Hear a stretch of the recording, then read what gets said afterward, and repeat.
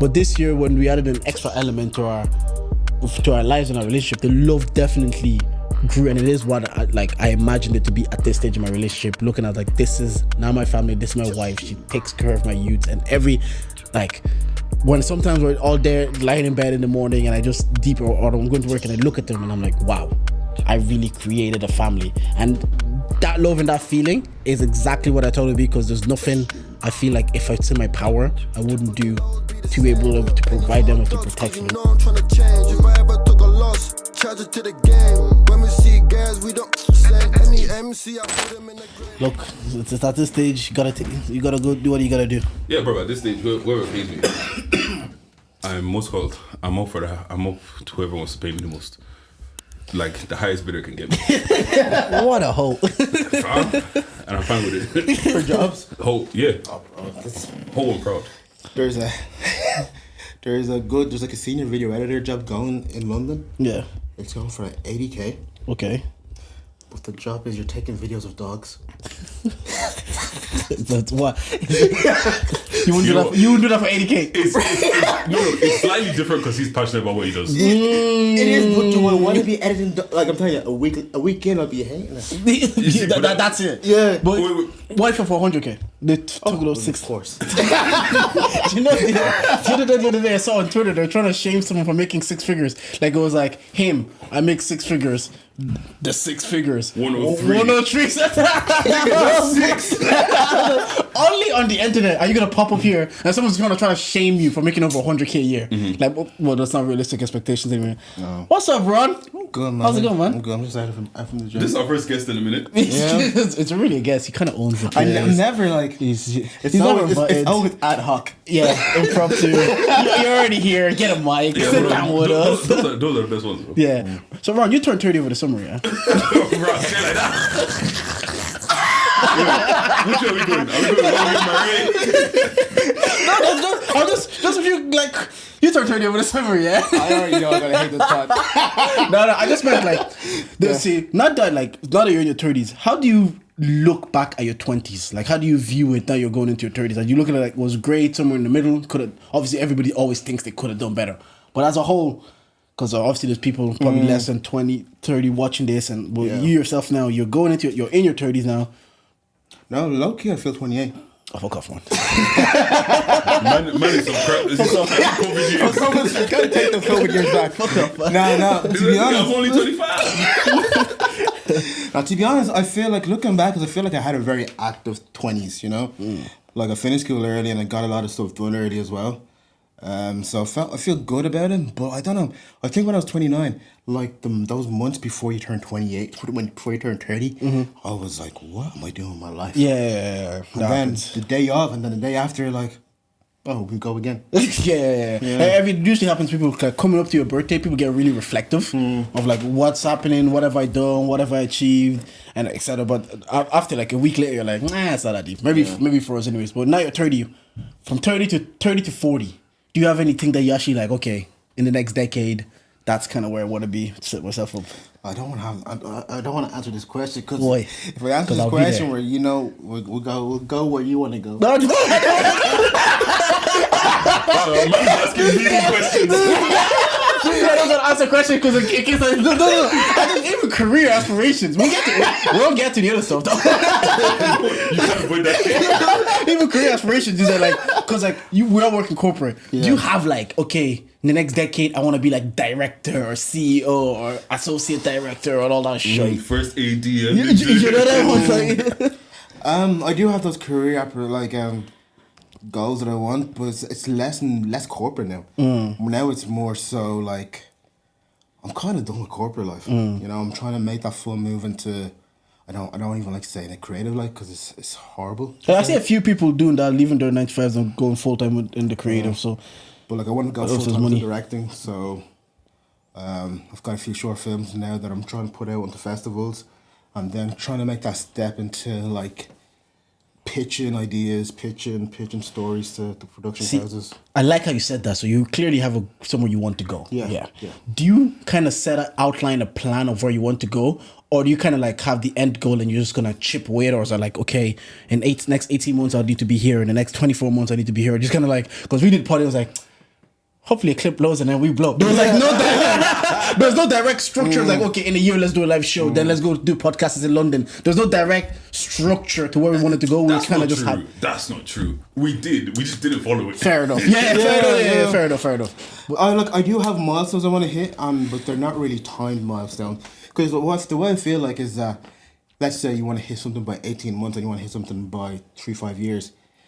But like, let's say hit one thing, everything else might speed up or might slow down. So I feel like it's all relative. So for me, it's just that I know I need to hit these certain goals. Okay. And then, I'm good. But do you feel old when you're in your 30s? Because remember, that was like, the 30 was like a number. Yeah, but I think it's just one of those things that we, as especially Africans, have attached so much to that. Like, it's almost like, as soon as you hit 30, 90% of your life is over. Yeah. Which is not fucking true. Yeah. You're not even halfway there. Yeah. Because the conversation we were having in the group chat, it's like, now that I'm 30, there's certain things I feel like I shouldn't do. And we had that conversation, it's like, is it actually because of your age that you feel like you shouldn't do it? Or do you actually not want to do certain things anymore? We'll just go there.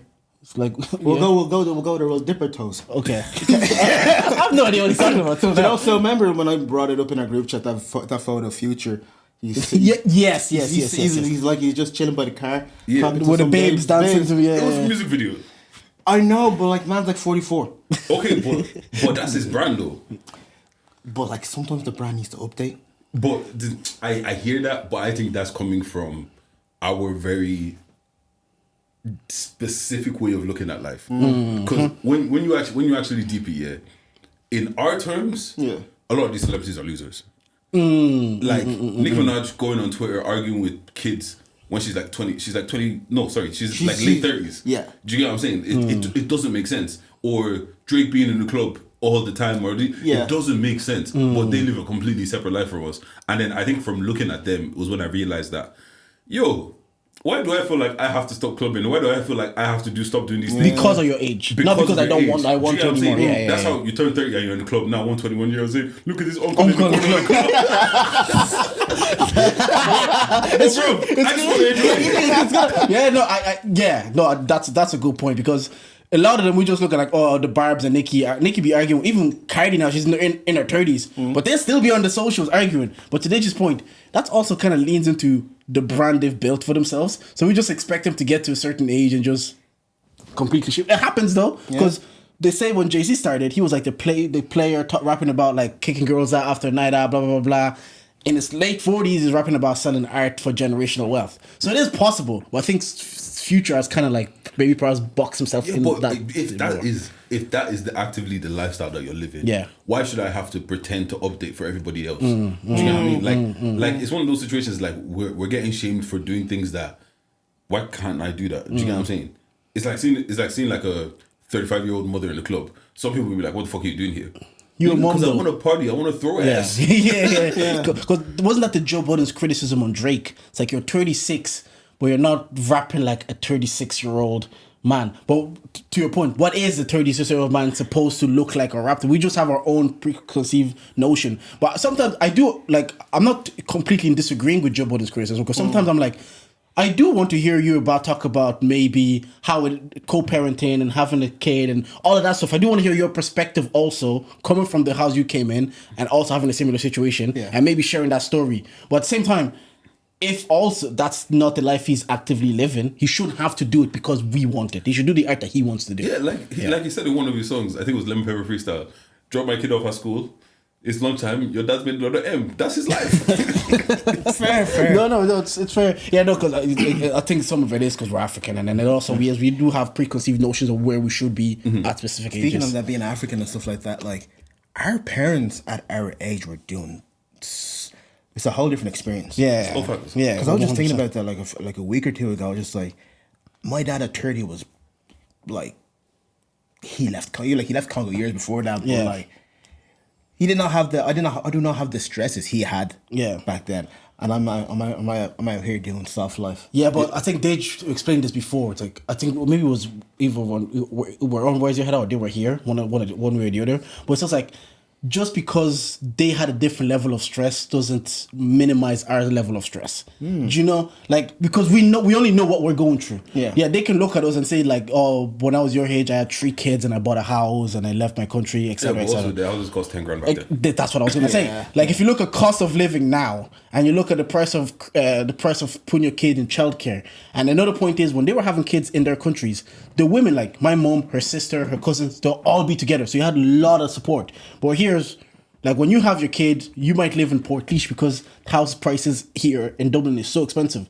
So then you have to find the house that you can buy, put your child through childcare, but and you don't have the same support that they had a village. Everybody lived around. Like, you live in a compound where your grandmother's there, your auntie's here every day, or your cousins are here. So it's easier to raise more kids than it would be here, because here you see people have to leave their jobs, then you're living on one income, cost of living is going up, rent is going up. So I always feel like we shouldn't also minimize what we're going through just because it doesn't look on paper as difficult as what they went through, because different factors were also I feel like for a lot of people, if we had to, we would. We have the privilege of not having to, and then they shame us for exercising that privilege. Do you get what I'm saying? By your age I was, because you had to. You had 3 kids, you had to work 2 jobs, you had to focus on doing things. I ain't got kids and I got a bigger paycheck than you had, so of course I'm gonna fucking travel. and then the reverse is we probably live better than they did in our single early days because the income is larger and we're living in our parents' house and we can travel. The difficult reverse is they could actually have, when they had that less money, they could have whole families by themselves. But whereas it'd be more difficult for 90% of people living in Ireland on the average salary to have a 1-income household and buy a house and do that. But where they were capable of doing that. But when we leave college and we're in our parents' house, you're getting $2,000 a month and you're paying nothing. You're flying up and down Amazon delivery every day. They're looking at you weird. They're like, what's going on? You're fucking Twitter. You're seeing this girl in France, this girl in Brazil, They this do that. girl here. You see? Fuck, I could go outside. Now you make that money, like, but they couldn't do that. Whereas they could do is the reverse. They could get at 22, get a job, buy a house, have 3 kids, go on 1 holiday a year while paying for mortgage, rent, and 3 kids' school. Where, for us, Tell me, how is that like? what's up? You're doing that right now. It is. It's difficult. I wouldn't say it hasn't. It hasn't been as difficult as you would like. Is it as traditional as you thought it to be? Yeah. It's a lot more traditional now. And I will say though, there are certain things. I remember when the Olympics were on and Digi was like, why do we enjoy watching people run and jump and like what's so enjoyable about that? And my reply to him at the time was because this was like, these are like the first sport that humans ever did. So millions of humans like running the fastest, jumping the highest before like the ball and the cricket and basketball and everything. First sports were just like who's the strongest, quickest. So it's baked into our minds to be like, to enjoy doing this because from millions of years of generations happening. So when you're living in a situation and you're the man and you're providing and you're doing this, it is enjoyable. And you don't know why it's enjoyable to provide for your family and to be able to take them on holidays and to pay. Like, you find, it's weird to explain, but you feel like I'm doing what I feel like I'm supposed to be doing. It just feels natural. But because of years of like, it's been happening for so many years. It's only the last 50 years that really 2-income households have been as much of a thing. Maybe just our generation, really. Even our parents' generation, they were kind of on. They could have survived a 1-income household. It's mostly something that happened in their later life. Exactly. So it's only like over the let's say 30, 40 years that you need a dual income. It's probably one of those situations where like a lot of us, our parents didn't grow up the wealthiest, so they had to. But if like let's say their husbands and stuff like that had the incomes that some of us have now, they're probably like, oh man, chill out, man. So no, I actually enjoy it. I wish I earned so much more money that if she didn't want to work, she wouldn't work because I wouldn't mind being the sole provider. It just feels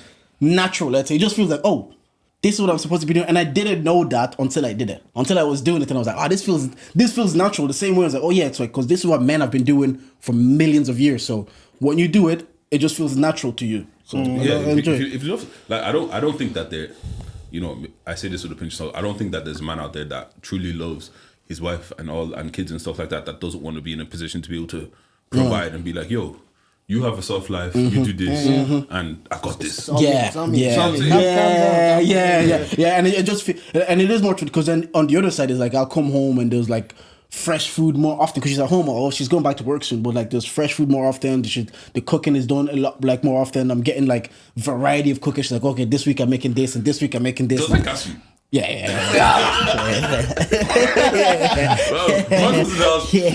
What is that? Well, no, it's a great dynamic to have, and if it's like, because to be fair, it's a dynamic I saw in my house also. My mom was working up until my sister was born, so my mom was probably working like 15, 16 years now. So let's say from like when I was 15, the dynamic I saw was like my dad is working and providing and paying everything. My mom would go on holidays, and then my mom would take care of the household. So I saw traditional household.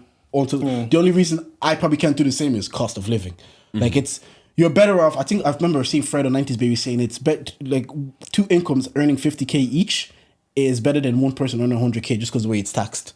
Just because the way it's taxed. But if I honestly could just be the sole provider and provide for my family, and the cost of living goes on what it was, I would definitely. It just feels natural. It just feels natural. I can't explain. No, but that's it. But I can understand it. Yeah, you know what I'm saying? Like yeah. it's just like if that's the natural way that like obviously men and women are wired differently. Yeah. And for us, our natural way of showing love and stuff like that is providing, protecting, all that kind of shit. Whereas women is like nurturing, caring, and all that kind of shit. So it's just going back to basics. Like Yeah. now that you niggas have turned 30, damn. What do you mean you're here soon? There's 6 months of this guy's crazy. This guy's a damn guy. This guy's Everybody that's turned 30, especially like it's so funny because I watched my sister go through her whole life, and she's had a weirdish life. The minute that girl turned 30, she stopped giving a fuck about everything. That's what you guys know that. Yeah. We've heard us say this before. Bro, okay, so if you don't know, my Instagram got hacked a few months ago, and I was just like, what the hell's going on? So I couldn't get access to it. So through my Instagram, I get a lot of business, I get a lot of work, and also the invites and stuff like that. So for the last 6 months, I wasn't getting that because I don't have my Instagram. So now I got my Instagram back, and but I also have like my little Instagram. It's like a little 70 follower type of thing. And I go onto my main Instagram, my big Instagram. And I'm going through the posts, stories, and I'm like I couldn't give a fuck. bro, I don't care. Let me go back to my 70. You see people shaking your ass, you're like, fuck, what is everybody Bro, no, I don't care. You don't really care about it no more. Yeah. What you care about is the things you actually care. Like, bro, if it doesn't, so I always keep this is my principle. If you're not affecting me, my family, and my friends, and you're not taking money from my business, we're good. Yeah. You know, I don't care about anything that just doesn't affect me per se and those around me and mine. Yeah. You know? No, I don't hear that, but you're like you come across that they say you're a nonchalant nigga. So you come across like you don't care already. You don't need to turn 30 to be here already. Yeah, but you know what? I don't know if mine is authentic or mine is just disassociating. Like I realize something. It's just that like I shut off very quickly. Like the minute shit starts getting stressful and all that kind of shit, I just kind of disassociate so I can continue doing everything I need to. But because I'm so far removed from emotions and all of that, like I'm just actually not thinking about it. Fair enough. Do you get what I'm saying? So I don't know if that's a true not giving a fuck or if it's like a coping mechanism. Okay, yeah, because I'm different. I lean into my feelings. Just want to bring it to a natural stop. Camera's about to stop. No, keep going. No, and then okay, so no, see that kind of threw me off. The other thing I wanted to ask is, on Sunday I was out with my boys, so we went for a meal because one of my boys is traveling, and one of my friends Traveling? Yeah, he's traveling for 6 months. Yeah, Just like that? Yeah, it's just going across the road. Let's go to Asia, They South could have knew America. this back 30 years ago. You know, that's what they'll tell you to kids. He's just going around Asia, South America. So he's traveling. So I'm hanging out with the boys, and one of my friends goes to, like, Morris goes to me. He's like, "So now that you don't do the pod, what do you do with the rest of your creative side of your brain?" I was looking at them. I was like, "Creative side of my brain." First of all, there is no. I was like, "What are you talking about?" I know there is. That's what they said. And to be fair, they sold it to me. They said being able to do, like, they sold it to me. They convinced me. It was like, what Charlemagne does is also creative, even if you just think he's talking. There's a creative side. So I never viewed it that way. Fair enough. But then it brought me to a point like, do you guys think you are as ambitious as you need to be? Let me explain why. Because then Chris goes, the podcast was going well. And I felt like, this is his word, this feels like, I felt like you guys were on the precipice of breaking through. And as you guys were on the precipice of breaking through, you kind of just stopped. And now you're like, it's like, and then he says, don't get me wrong, I don't see all the stuff that gets into putting out content weekly an episode, and that could be tiring. But he said, I felt like you guys were on the precipice. I deeped, I was like, oh, that's a class compliment that you thought that we could have been something good. But in my head, I was like, I was satisfied for what it was. Like, I was happy enough. But is that like then a lack of ambition to be greater? Because I was like, for whatever I got out of it, I was more than okay with it. But then when he said it, I was like, was I not as ambitious as maybe as I could have been or wanted to be? Or do you feel like you guys have that drive to, or do you guys find contentment a bit easy? Because I was like, did I lack ambition to push the I'm gig? in the middle of that, right? Because like I would consider myself ambitious. There's things I want to do, and then there's still things I really want to do, right? But there's also, I don't think there's enough struggle in my life. Create some. Bro, Pregnancies get here and there. Have a baby on the way. You find a drive. Low-key, I was listening to someone and they were like, if you want to make money, have a kid. Because because like right now, like the creative stuff is going great. Right? Yeah. I make money from it, and it's calm. My career stuff, my corporate life is also going grand, and it's sustaining my life. Like, if you take that away, then I'll have more ambition, because you know what? Yeah. Now, like, I need to eat week to week, you know? I know what you need. To quit 9 to 5? No, he needs heartbreak. What? That shit was driving me. Because you have to focus on something. No, I actually hear that point, because you are living a comfortable life with the creative and the corporate side. So where is that extra drive even going to come from? It just has to come from the fact that you want to do it. Yeah. Do you know what I mean? Like, but how do you feel? Do you feel like you find contentment easy? Because when he said it, I was like, do I just find contentment? I'm like, yeah, that's okay. But because some people are looking at it as like, you could have been more. You could have been more. It's funny because I've had those exact same conversations. Yeah. Just with obviously different people and stuff like that. And it's weird quitting the podcast. On one level, I don't really feel anything about it because, like you said, we never started this for it to be the thing that gets us out of the hood or whatever. Yeah. At points, I was like, "Yo, this thing could actually work." Yeah. And we're humans. We obviously have those dreams. Yo, match these blows. Yeah. Yeah. But then on the flip side, I'm like, I don't know if I'm disassociating and just be like, it just is what it is. Yeah. But then on the flip side, we've done it for so long as well. So it's just, I don't feel like I get content easily. I do feel like over the past couple of years, I stopped being that version of me that, like, I always had my hands in like 5-6 different things. I'm always trying to move and shake and all these different things. And I kind of just stopped that. And I think the podcast was probably the last thing that I could say the ambition was put towards. Yeah. But now that the podcast is over, and like, because obviously I've been out working The shit one like that that. we're doing right now. What's it? Oh, this is the journey to the end.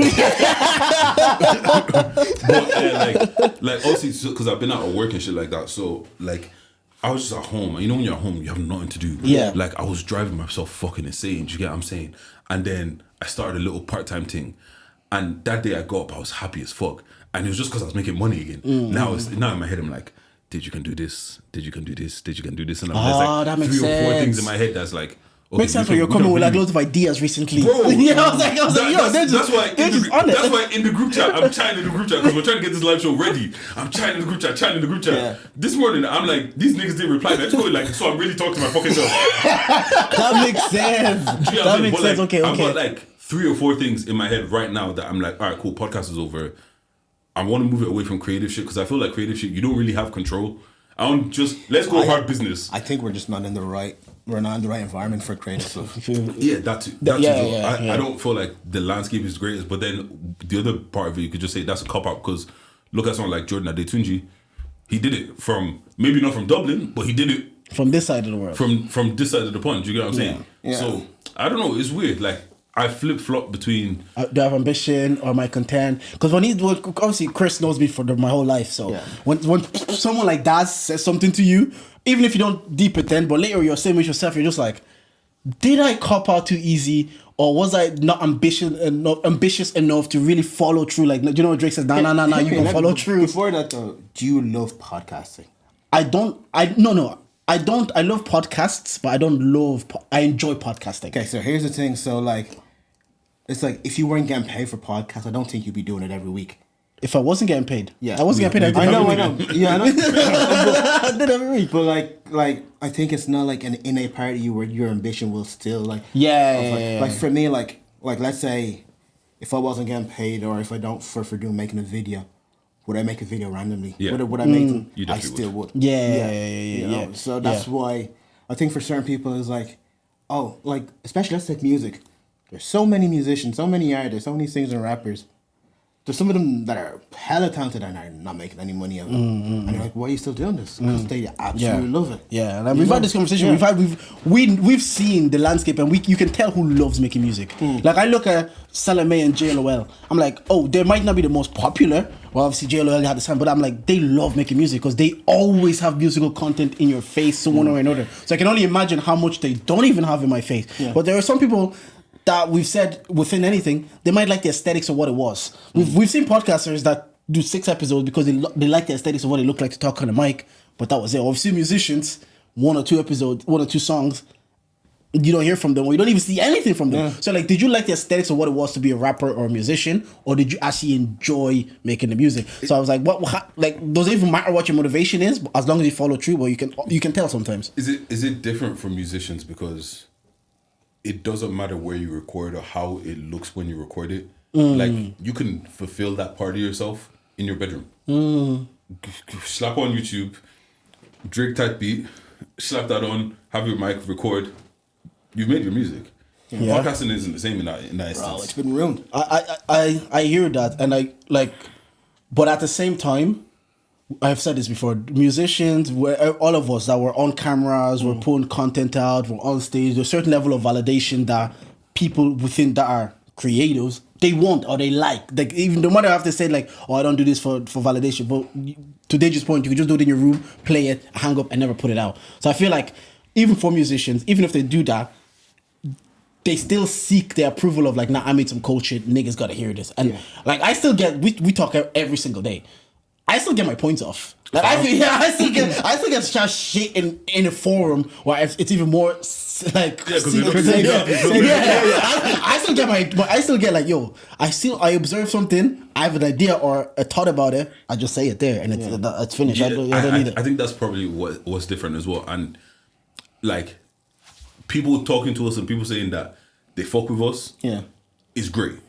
And it does fulfill a part of us. You get what I'm saying? But I think because we never came into this looking for that, and we've received so much that we didn't expect to receive, that it almost feels like at this point I just want to get my shit off with the boys. And the group chat kind of just fulfills that. Do you get what I'm saying? And it's like once again, I feel like if the podcast was less work, we probably wouldn't have stopped. But then again, you got to grind too. But podcast in general has evolved. Yeah, we've had this conversation. Yeah, we've had podcasts used to be just people talking about a specific subject or a specific thing that they're interested in.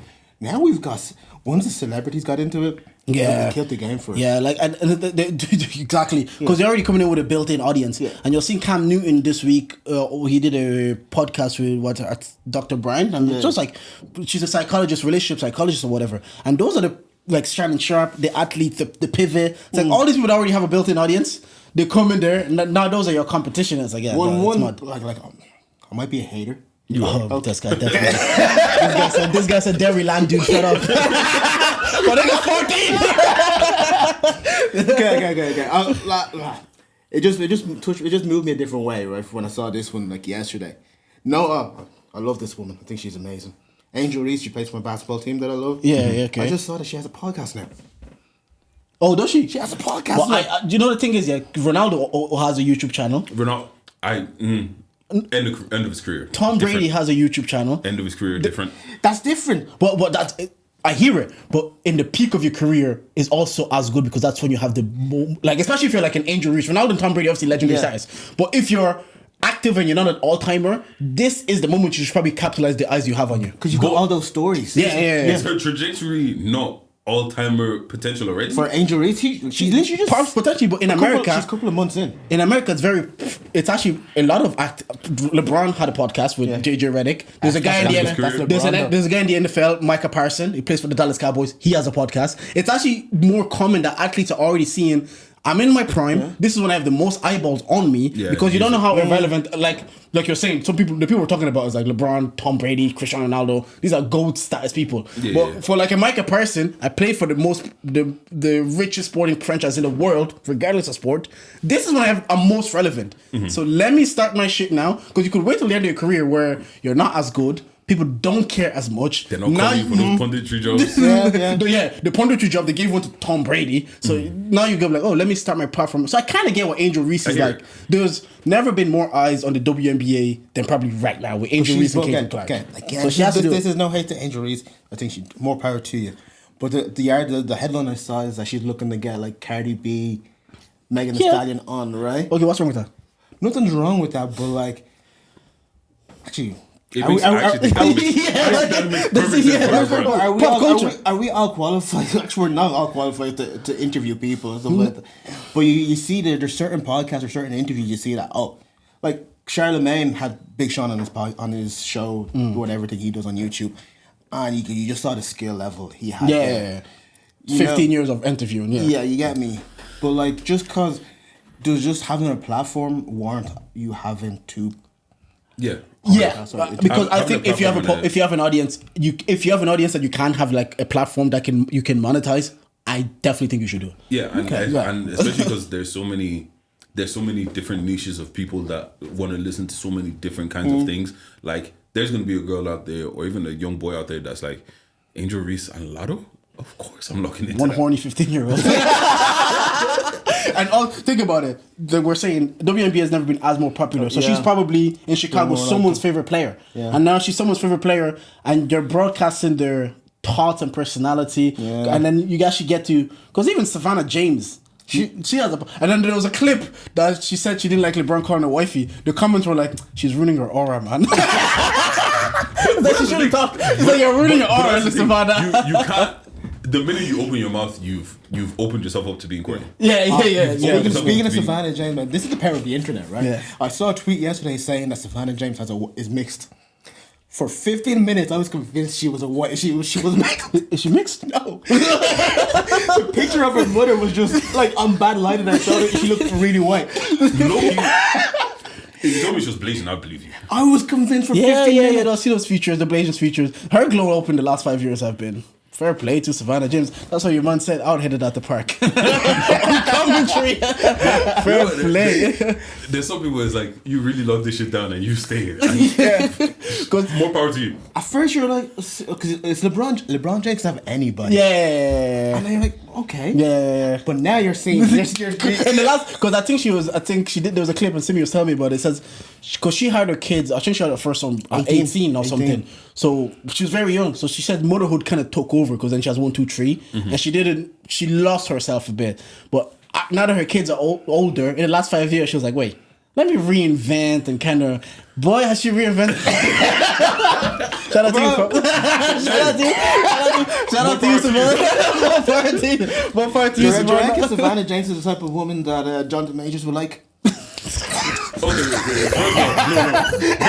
this hurts me on a personal level because he's currently with my wife and it bothers me.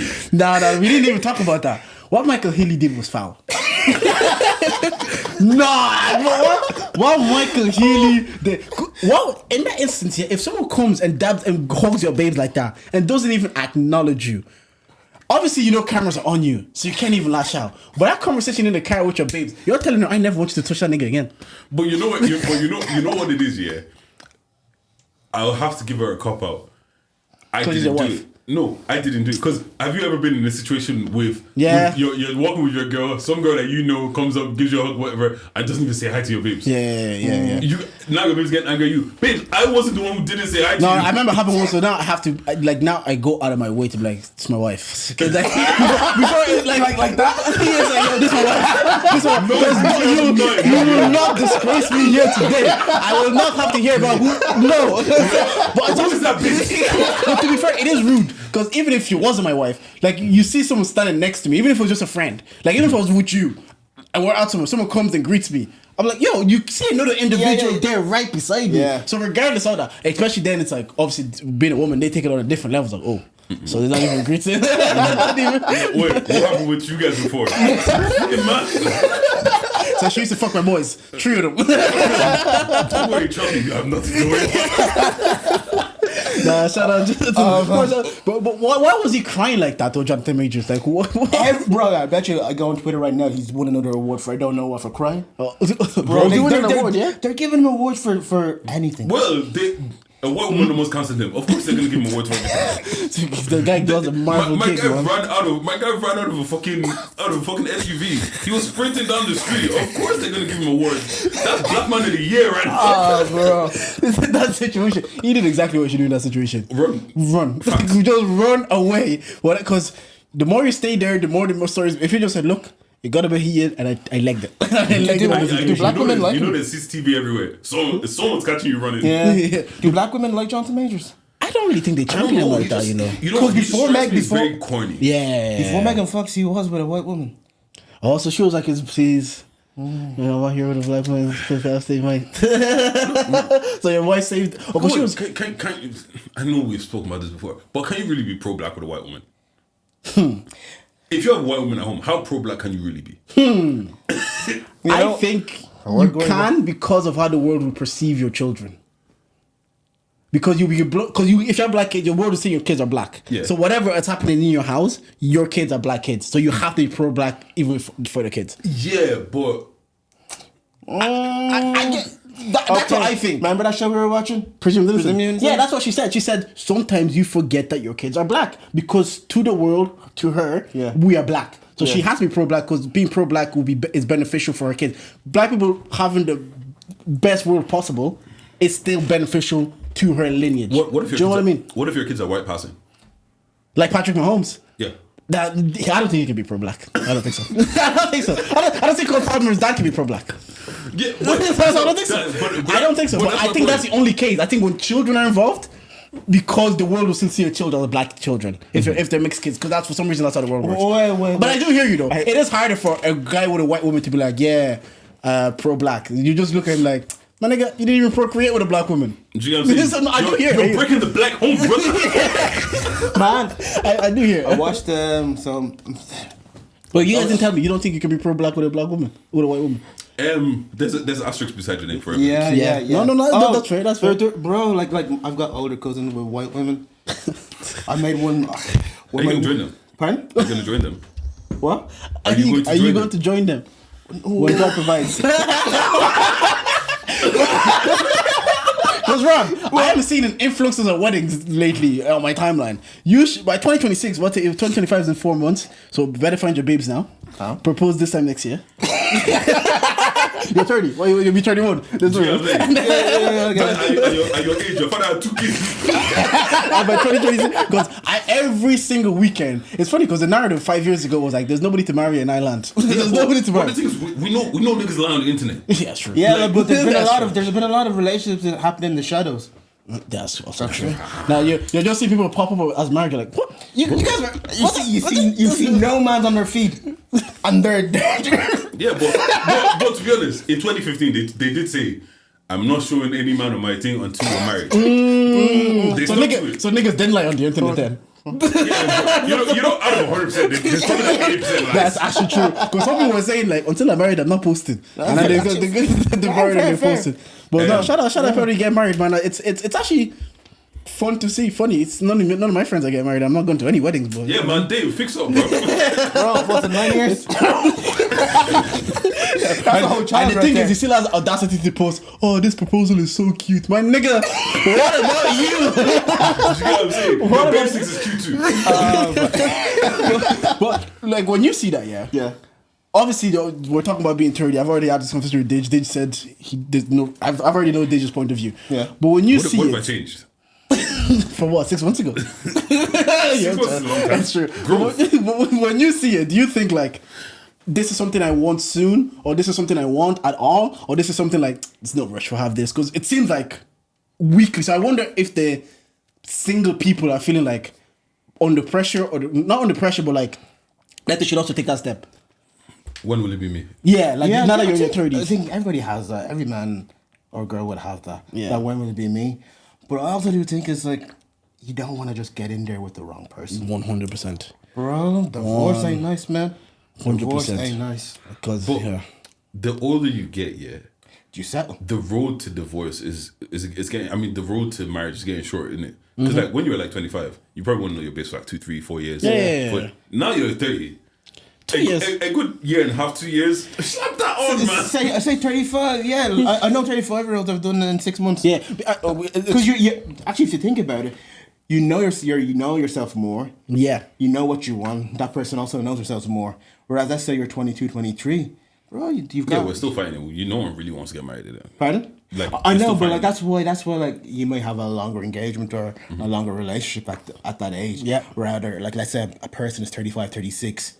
Bro, Yeah. they want to just like, you Yeah. know what, let's get this tax free. Yep, I hear it. 'Cause I was even listening to ZZ Mills was on the receipts, and I think ZZ's 34, Tolly's 35, and they're at that age now. Obviously, geriatric pregnancies, it's harder to get pregnant, but they're single, so they still have to make a call now if they want to do this. If they want to be mothers, they have to make a call if they're gonna go through it and do it themselves right now, or not. Perhaps maybe if they don't find someone, not do it at all. So in those instances, like 24, 35, if a man comes into their lives, they are letting them know straight away.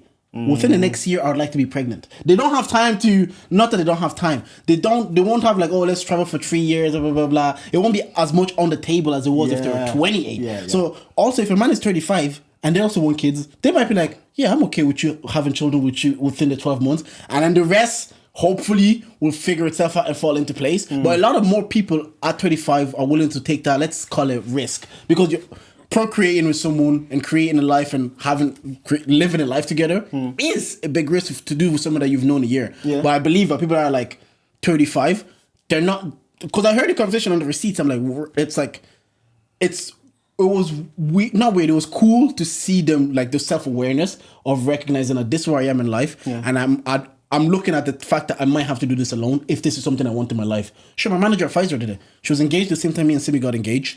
Her engagement ended. She was 35. Now she has a kid by herself. She just kept it herself? Yeah, she went and got it done because she was like, They just put a baby in it? yeah. You pay, like, it's expensive. It's expensive, obviously, but obviously manager at Pfizer. She had a bit of bob. So she and this was like she white? 30. Yeah, Deirdre. Shout out Deirdre. What about black woman?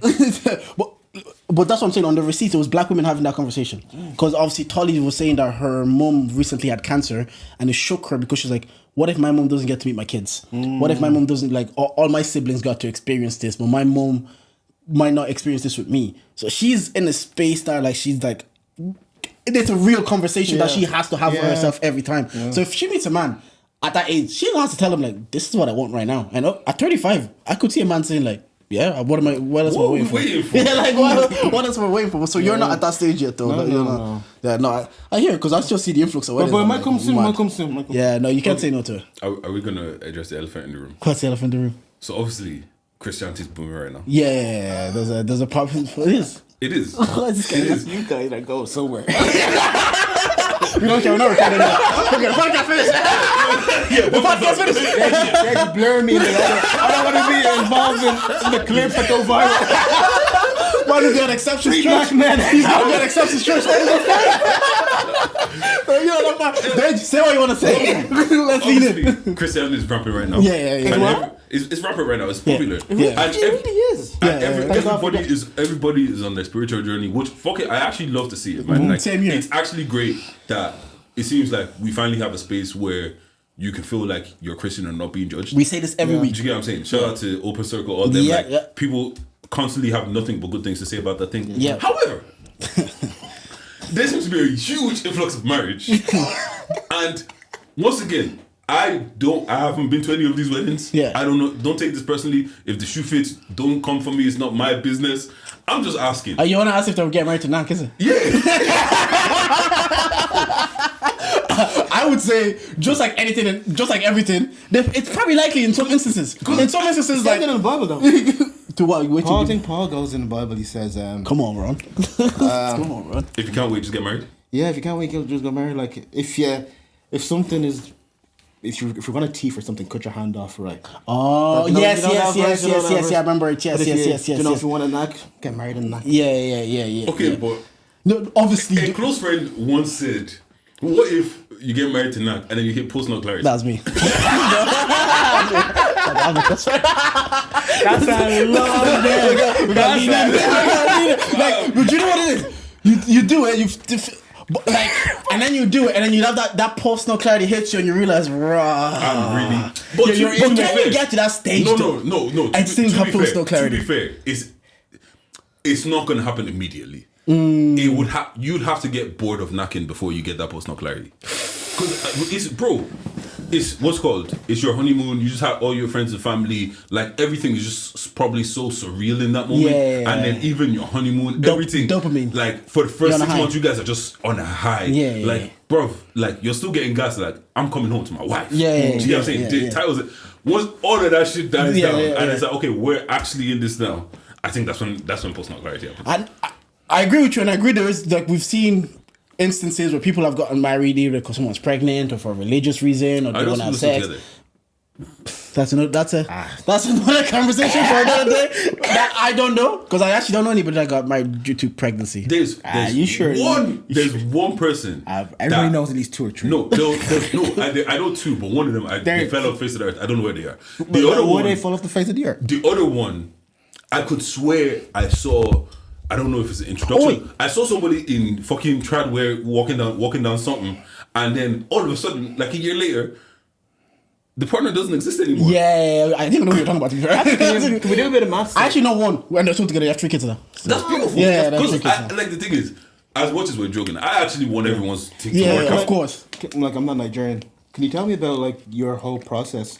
How many weddings there are? Just try them white, innit? There's introduction, There's introduction. which is not really. It's not a wedding, but it's not a more like wedding, Is but that like it's a a ladot? Yeah. Yeah. Pull up to the gaff, whatever, and then you have your you have your trad.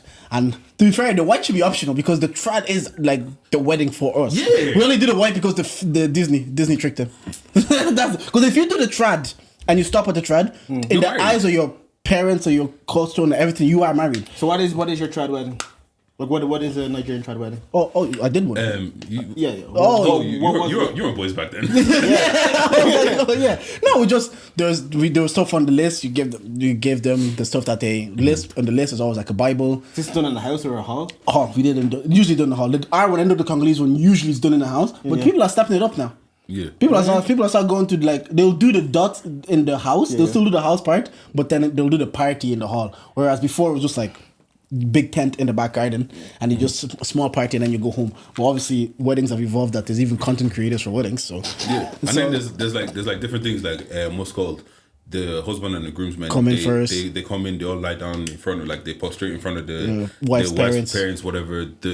The bride, she sits in on the. She doesn't come down. She's already sitting there. No, she comes after. She comes later. She sits down on her in-laws to be's lap and all that. They accept her all this. Yeah. Like one side each, one side. Sitting between them, and then she goes to her mom, and then her mom prays for her, and like obviously the mom will pray for you as well when you lie down with your boys. Maybe I'll show you. I'll send you my video. Did you lie down? Yeah. Yeah. Wait, do you have your whole thing recorded? Yeah. How come you never seen this shit? I don't know why. Come to my house. You go to my house.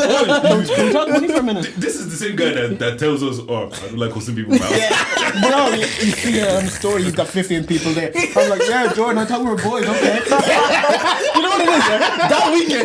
That weekend, Timmy goes, invite Ronn and Beckley as well. I said, it's probably busy, man. She said, if you're going to invite Didge, you don't want to say it to Ronn and Beckley. I said, it's probably busy. Give me the privilege to say no, I can't make it, man. I mean, I want to be known I've been taught about it. No, because you know I didn't know you're busy. I just said, they're so far. I don't know if you get this, but sometimes I'm like, we're cool, but are we that cool? Because like even I remember when one of the boys asked me to be one of his groomsmen. I was like, we're cool. Were we that cool? The girl's like, you didn't even know. No, because I was like, you know, for my whole life, I think I've had a problem with differentiate when I become a friend, when I consider someone a friend, or how close of a friend I consider them sometimes. Yeah. Do you get what I'm saying? Like sometimes it takes me a second to sit down and be like, oh shit, you've actually like Jordan, we've accidentally known each other for a decade. Yeah. And it's like probably not until Dave left, probably like, oh shit, me and Jordan are actually boys. But at that point, we'd be like 8 years in. Yeah, just seeing each other, because obviously he grew up in Avon. He was Simi's friend, so I just used to see him around. But I don't even know what the conversation was before this. You were asking. Oh, yeah, the money, Nigerian yeah, wedding. yeah. Oh, no, yeah, money was, yeah. If you mind saying, like, it was how expensive was your wedding? Because I'm hearing you're doing like 4 things. Yeah. Well, see, the thing is, shout out to parents, because the trad and the introduction is kind of like It's on they them. handle that. But I think then the whites at the time, I could be wrong. It was during COVID as well. So It was during COVID, so it was like 100 people, and it was like maybe 15K, 16K, because photographer. It could be more. Like Simi could listen. COVID wedding. Yeah, Simi could listen to this and be shouting, "It was this much." So it was like, let's say 15 to 18K, Yeah. because it was 100 people, and because it was in October, it was like 70 per head. If you do it in the summer, it's like 120 per head. yeah, because that's Because what of some everyone wants to do. So it was like 70 per head. So if you multiply that by like 100 people, that's like 7K already. Shout out to people that brought me to the weddings this summer. Yeah. Dinners. Beautiful weddings. Well, we'll get into that. And then obviously you have your photographers, videographers, and you're paying for like all these other side stuff, like the car that we rented and all this together. It came up to maybe 15 to 18K, but which was relatively good, because even on that day we could invite 30 more people. Yeah. But we didn't have the budget for that, so our parents were like, "We'll pay for it." So Yeah, okay. Big money ballers. I'm assuming you got a lot of uncles and aunties, right? yeah, but all them live in Africa, really. So thank God. And to be honest, COVID caught a lot of shit. Yeah, out of niggas. because my cousins from Belgium came, just the 2 of them. Like they pulled up. My mom invited obviously everybody in France and Belgium, but my 2 cousins from Belgium came, which I was surprised because like to Deji's point, I'm like, are we that cool? But they pulled up. So when they get married, I definitely have to pull up for them as For well. me, I feel like that's gonna be one of the tough conversations I'm gonna have. Yeah, Because like a lot of my family are here, and like you don't want them to come. no, it's not that I don't want them to come, but it's gonna be expensive. You know them ones. If the numbers start getting too mad, you're the first one to get Yeah. cut off. And then the thing is, make your list. You think you have to be structured. Tell the parent, look, this is who I have. If you want to add X, Y, Z, you can pay for their head. Right, but like, That's up to you. If you want to okay, add them, pay for their head. But see, like I've got my blood aunts and uncles, right? And their kids. Pardon? Are you the first in your family? In my family, I'm the firstborn. Oh yes. So you see, and now like they're one of 10 or 12. Say no kids allowed. and that's before their friends. Say no kids allowed. We had no kids. We said no kids allowed. Bro, all the kids in my family, How old are they though? What? How old are they? If they're teenagers, they're not kids. Yeah. There's like generations of them. There's like groups that are like 20s and 30s. I don't envy see? people doing weddings now because See, I'm like. it's just scary. But the thing, what also I've seen about weddings, especially in Ireland, they seem to be smaller. Like I've seen a wedding recently, it was like 100. Like there used to be weddings that people that weren't even invited would just pull up to the hall. Remember those? Like people weren't even invited, and that used to be very common, especially in the Congolese community, because weddings were usually done like There were motives. There was something to do for the day. and then you see people, even if they're not going in, they're just standing outside in the car park with alcohol. Just drink, whatever time of year. It could be winter, Ireland, it could be summer. They're just standing in the car park drinking, and they just show up to your wedding. And that used to be very common. But what I've seen over the last 2 years is like, when it's a wedding, and it's usually now in a hotel, and it seems like it's the guests are there. Nobody seems to have the audacity to just pull up at somebody's wedding. You can't, One because in a like, wedding. If it's a hotel, you can't pull up. Yeah, it's good. It's good. The food The is pretty barbecue big. was bad. Yeah. Like because he got a hall in Ashburn, I think it was, and probably within 2 hours, the place was packed. Who's this? One of our friends. boys. Yeah. Like the place was packed. People were outside. Apparently, people were like, I think I know you from somewhere. And it just became a motive. It became a mode of You know, he's one of them kids. Yeah. And also, That's pretty cool though. Ashburn is what? There's no food in like 2 minutes. The food is like for like 20 minutes. But after the end, when everybody's dancing. Nah, that's it's not cool. because at the end of the day, like I feel like it can ruin the experience for some other Yeah. people because it's like there's so many space, there's so many people. Not everyone has chairs. There's a bunch of noise outside because everyone's just outside drinking, Yeah. doing like it's just too much going on. Like, and I feel like it kind of takes away from. If you had something specific planned, it probably takes away from that. Do you get what I mean? Yeah, because you wanted to, and to your point, yeah, they are very structured, and there's things you're gonna do, and there's things you see after. There's people you see, like you want when you're watching back, you want it to be like, wow, this was my people's and my day. When you're just seeing faces, you're like, this was like even Auntie Woom said because of that she's gonna do hers in a different country. Especially if you're someone that's bait as well. It's a long day. Nah, people, but yeah, I've seen so many of them, and it's like, yeah, it's beautiful. It's beautiful to see people finding to be love. honest, And even if you're doing it to Knacks, as long as you make it to the, well, as long as you keep going, just it's alright. I know, it's beautiful. It's alright. It's beautiful to see all this love, man. Like, love is a beautiful thing, man. Except for my friends. Don't worry, man. You will dance to my wedding. Don't worry. Amen. Did you do the Congolese dance? No, I didn't do You did that? You did the entrance, no? Oh no, we did. I have to show you. I'll show you this wedding. I'll show you all those. This guy came into Sorry. Yeah. Oh, you don't see this is UK music. Oh yeah. And this You came into what? It doesn't It's matter. what's called? It's what is it? Stormzy, and Black Sharif? Yeah, no, not Black Sharif. It's Yao. I forgot his name. You came into whatever. Stormzy. Yeah. For the crowd. Big Mac on the remix. But being a groomsman, like I've said it the other day, it's a whole day shift. Oh yeah, it's like- it's work. Yeah. For the whole day, you're up early. You're like you have to. But then when you do get the alcohol and you're buzzed a bit, you're like, Did the boy cry when he did the best man speech?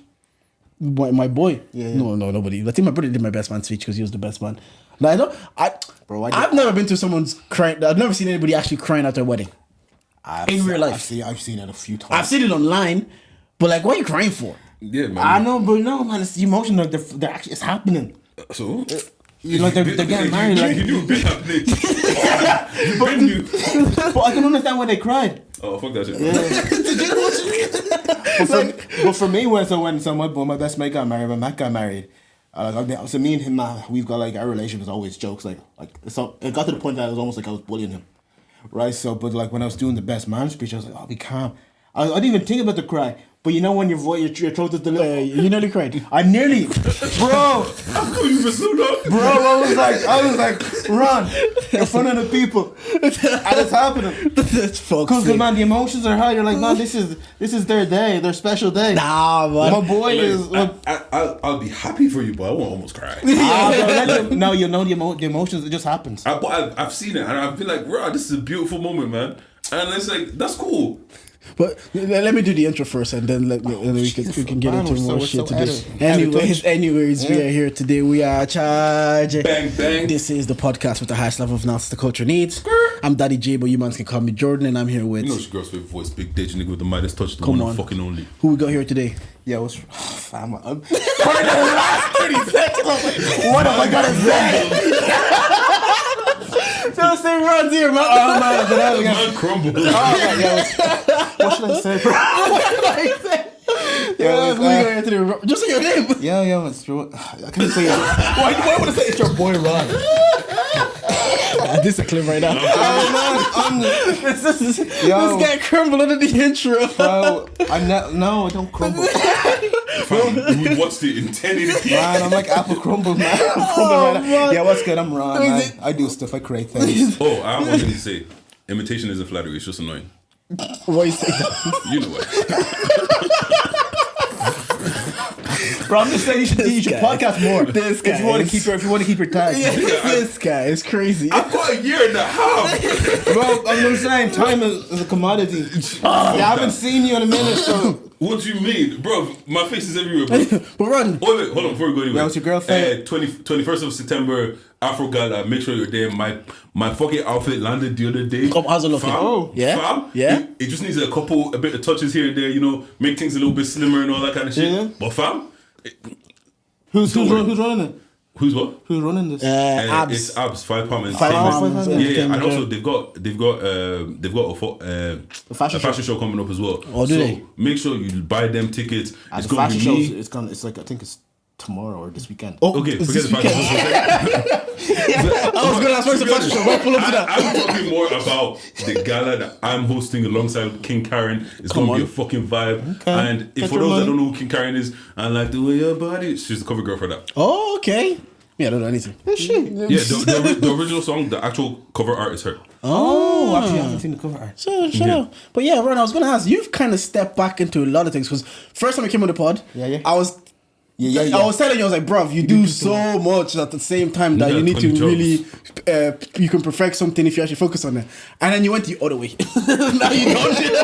Now I was like, what do you do? And why did you step back from it? Like you were doing D12, bar for bar. Obviously, Vision Lab is also part of it. You direct, et cetera, et cetera. But it seems like you've pulled back a bit. Was that conscious decision, or was it just like kind of just happened naturally? Yeah, one day I was just on Twitter and I saw one of these ads that says, "Go away for 6 months and come back later." No. I was like, fair enough. Fair enough. That sounds like, hey, I've seen many things on Twitter and I'm like, I can live by that. And then That's you, cool, you like- bookmark it to look at it later and you never look at it Look again. at it again. That was usually porn, but that's not life savings. Life savings, just keep going. Oh, fucking kill. Nah, for real. For me, it was. I think it was that I was doing a lot of things because I do like to create. I do like to be active and do stuff. But sometimes you're just like you have to ask why. Why are you putting yourself through this? Why are you tying yourself out? Like, why are you making this for these people? Like, do you really care about the money this much? Do you actually like what you're doing? So I had to ask myself that question. And the thing is that like, I've got a plan. There's something I want. What I really want to do is direct. What I am doing is directing more. Okay. So like, just because you don't see me Yeah. make content, Yeah. doesn't mean that I'm not making videos. I'm not filming. I'm not writing. I'm not directing. I'm not editing. So what's been happening over the last few months is that I've been working on 3 short films. 2 of them have been shot. Okay. One of them is we're in production now for the next one. But like, it's so far I've been working in the background. In the pretty background, pretty much. Because that's what directors do. And you went to Houston, was it for Yeah, a so gig as well? so in Houston we're working on a documentary out there, so that was pretty cool. Yeah, I just had a question there. What we've talked about state of the podcast scene, and there's video done about the state of the podcast scene in Ireland right now. What happened to Bar for Bar? Why did that slow down? And because like before I let you land, like I felt like 2 years ago we had a really strong podcast core. Yeah. And within our black community, it was small, but we was like there was a lot of podcasts like thriving or at least doing well. But now everybody seems to have pulled back except for like GTG essentially. Yeah. Well, so what happened to Bar for Bar that you're just like, well, that's not For me with Bar for Bar, it was I love music. It's like I love music. I've got a studio. I'm fortunate enough to know a lot of people that do music or a lot of creative people, and we can make stuff. And so we did Bar for Bar, and it just became, for me, Bar for Bar was coming together with my boys and we just chat about music, and we just have laugh and banter. And then it became that we're interviewing people and stuff, and there's nothing wrong with that. I liked it, but it became more that I'm doing Bar for Bar, not for my sake, not for because I like it, but because I feel like we're doing something within the music scene. Okay. And also, there's like, when you also have a lot of things to do and stuff like that, the first thing that's become the most tenuous to do, you cut that off. Yeah. So like with Bar for Bar, like I love Bar for Bar, I love podcasting, but I don't love it enough like you guys to do it every week. Yeah. Well, we clearly don't love it to do it every week either. So yeah, but because obviously, I wanted to ask because it's kind of like dead. There's nothing to really listen to. We used to have like little nice spots to be like, oh, what's happening in Ireland right now? Because I'm out the loop. Oh, I'll turn on in the music scene. I'll turn on Bar for Bar. But right now it's just this, you know. I don't know. Actually, speaking about the music scene, Yeah. the whole thing that's going on with Come Out Club and Hey. Yeah. What happened there? I saw the post. Yeah. So essentially, they just left the studio in the state. Yeah. And now they're trying to cancel them or drag them.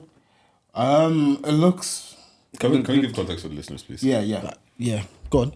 Why you give it to asking me for the I context? don't know the context What's either. you that dropped in the group chat? Now we're outing people like that.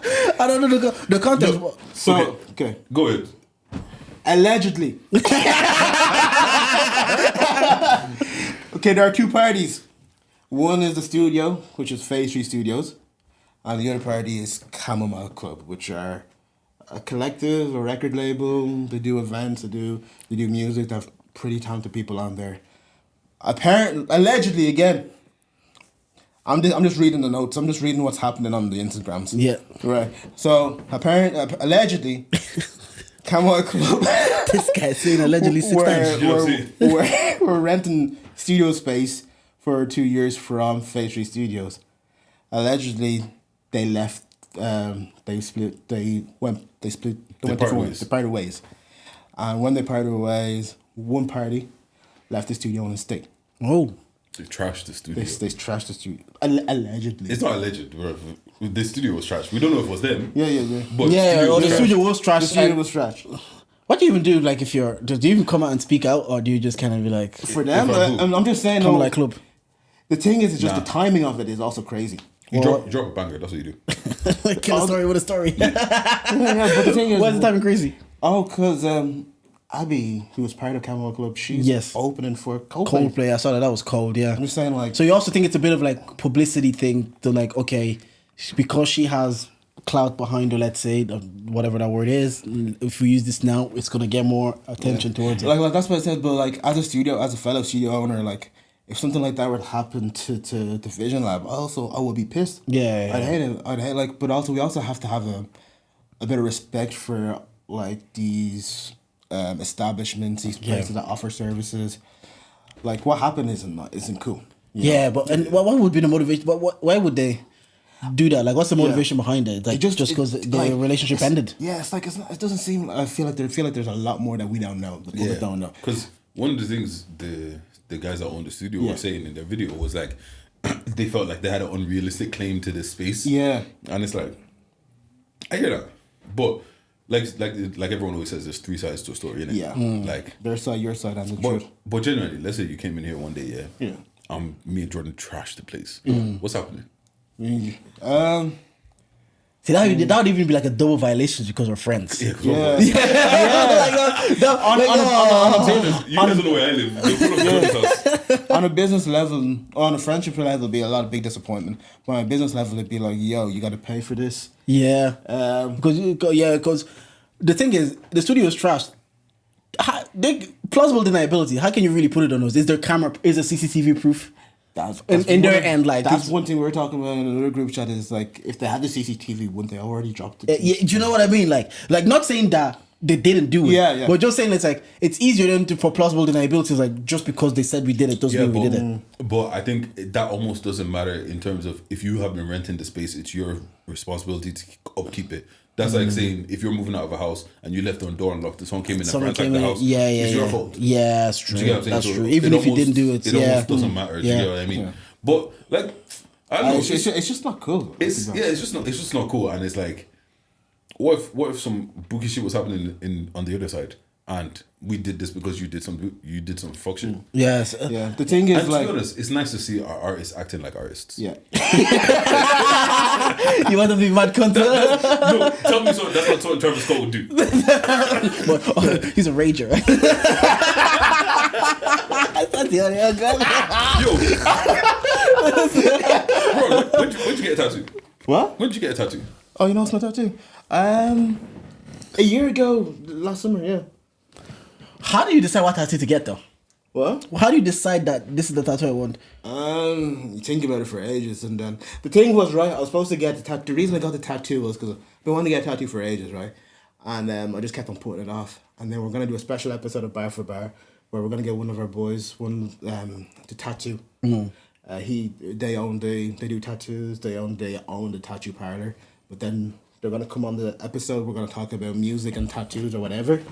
And he was gonna tattoo me live while we do the pod. Okay. So that was the thing. So in my head, I had it built up. I'm gonna do the tattoo.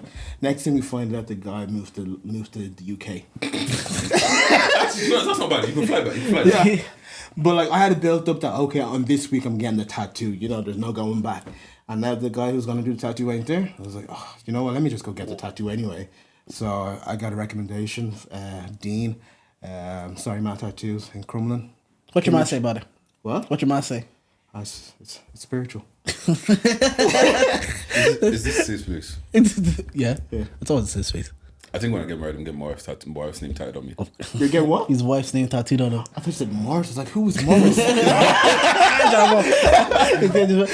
Why do you want to do that? I don't know. I don't know. I think it'll be sick. Like, I just gonna be like right here. Bro, like, Neck as well. If I could, I would, but I couldn't. Why can't you? I feel like You're creative. That's what creatives do.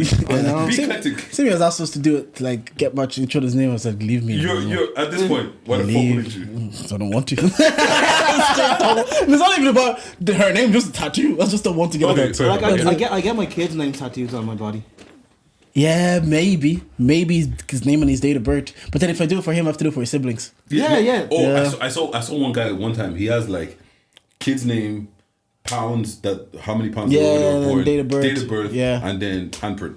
Oh. But the thing was like this big, bro. You only have space for 2. Yeah. do you have to go to the legs and everything for the next one. Pound is a bit excessive. Like, how old? Do you remember your kids' weight? Do you care for Yeah, it? I actually do. Do you care for it? No, not really. There we go. I remember. I hate that way anymore. I was like, yeah, you do remember. That's Unless right. the kid is huge and it's like it's gonna be like a unit, like Yeah, gonna but play I American hear it though, football. because those are the information you get when they're born. You get like gender, weight, and all that. So you're just like, oh, this is the information I was given when they were born, so I get it tattooed. Like, I personally wouldn't do it, but I get why people won't do it. And I want to ask one thing, Yeah.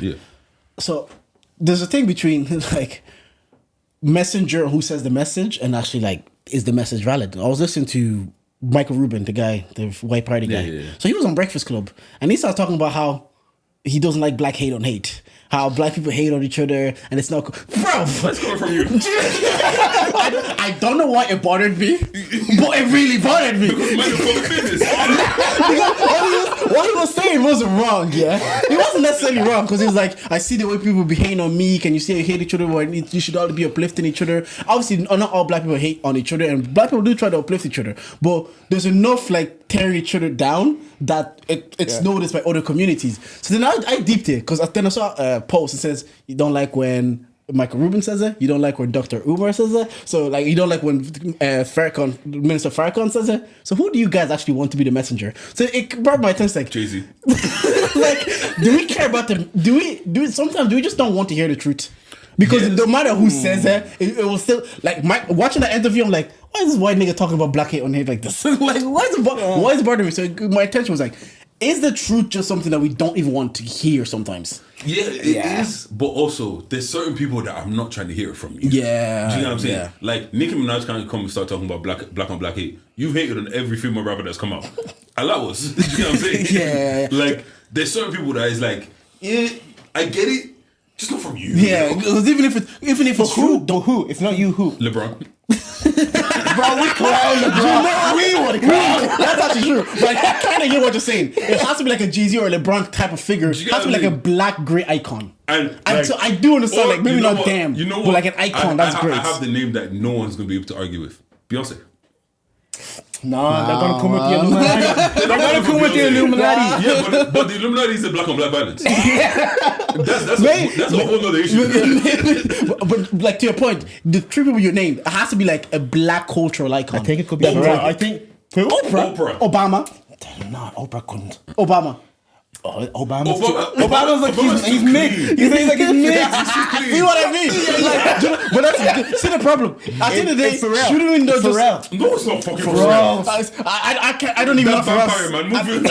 I don't know what Pharrell sounds like when he's not singing. His voice, I can't remember his voice. But that's what I mean. See, like we're already giving like no. That's what I'm saying. Shouldn't the truth just be the truth? Why do we want the truth to come from a specific iconic figure? Because we all have our biases. Do you know what I'm saying? Yeah. Like, I hate when somebody I don't like is speaking facts. Now do you know who it could have I been? know you're speaking facts, but fuck you. There's a video I No, seen. it could have been. God rest his soul, Nelson Mandela. I don't see anybody saying no to him. I'll tell them. Don't white people live in your country. Don't white people live over there. Deal with that first. Deal with the white niggas in your country first. Talking to us.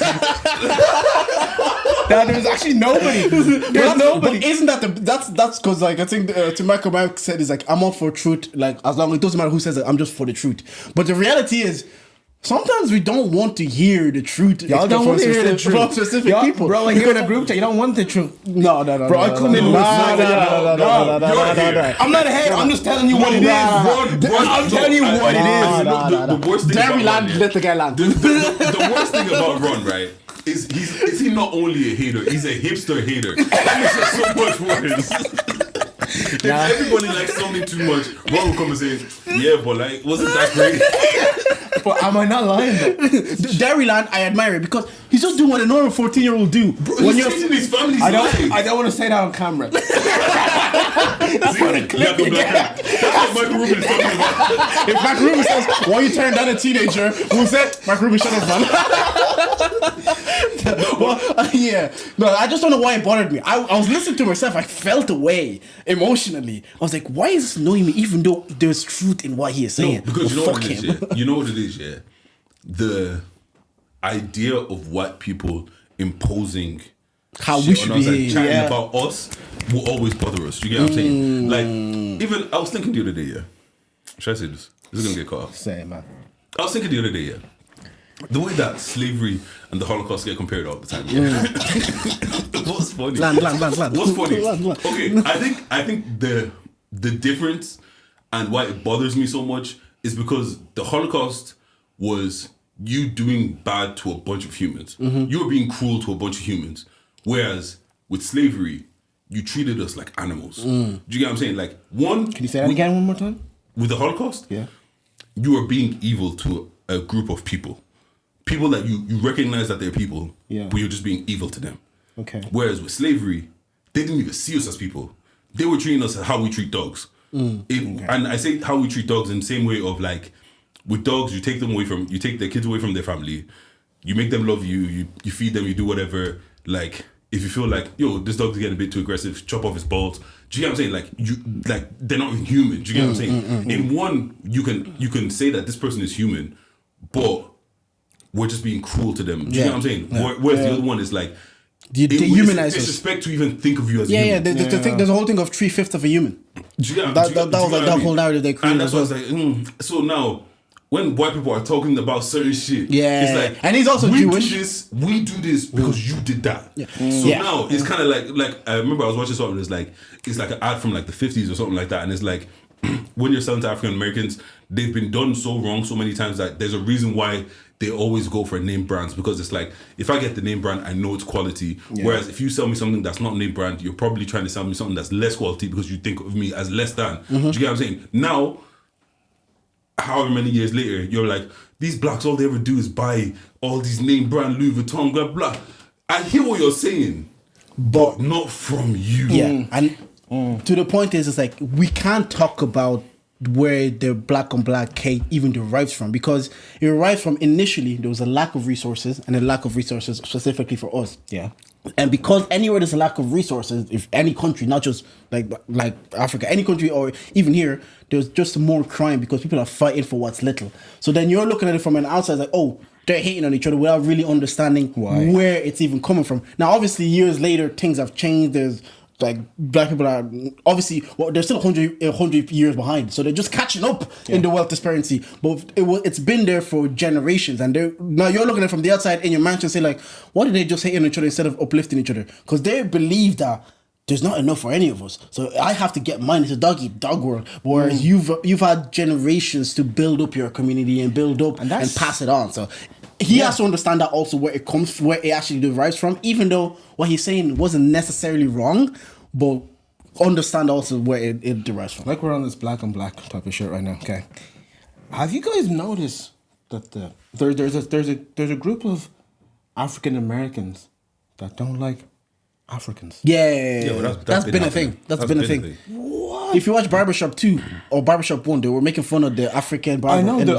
I've always noticed. I've always seen that, but now it's like, I think because now I'm more on Twitter, I'm seeing them, I'm seeing it more prominent. I'm like, and what happened is when the Wakanda movie came out, a lot of them wanted to embrace their African side. Fuck off, Yeah, man. do you know what I mean? Like, And it's not the same people saying, oh yeah, we're gonna go visit Africa. Fuck off, man. 5 years later, you put up the top. Well, it hit Dongo badly. Remember Dongo put some tweet about something, and then they found out he was Congolese, and then I was like, damn, these Americans are cold. They're like, because they remember Gilbert Arenas, the basketball players, because USA played South Sudan and it was a close game. Yeah. And then he started doing commentaries like, you're playing against the woo-hoo, like, and then they're giving you a close game. Start doing the very like 90s stereotypical, they live in huts African, like how are they competing against us? I'm like, and Gilbert Arenas is black. So I'm like, what the fuck is going on here? Do you feel like it's because, well, what they told us from history is that all the slaves and stuff like that were sold by Africans and shit like that. So it's kind of like you almost hold that little resentment against that, and then obviously everybody wants to.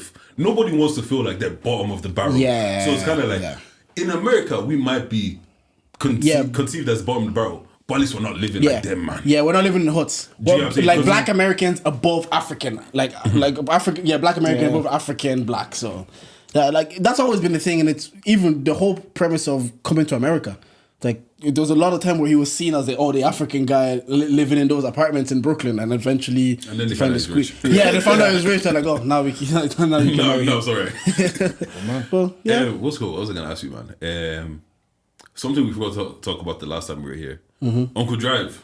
Did you see that video?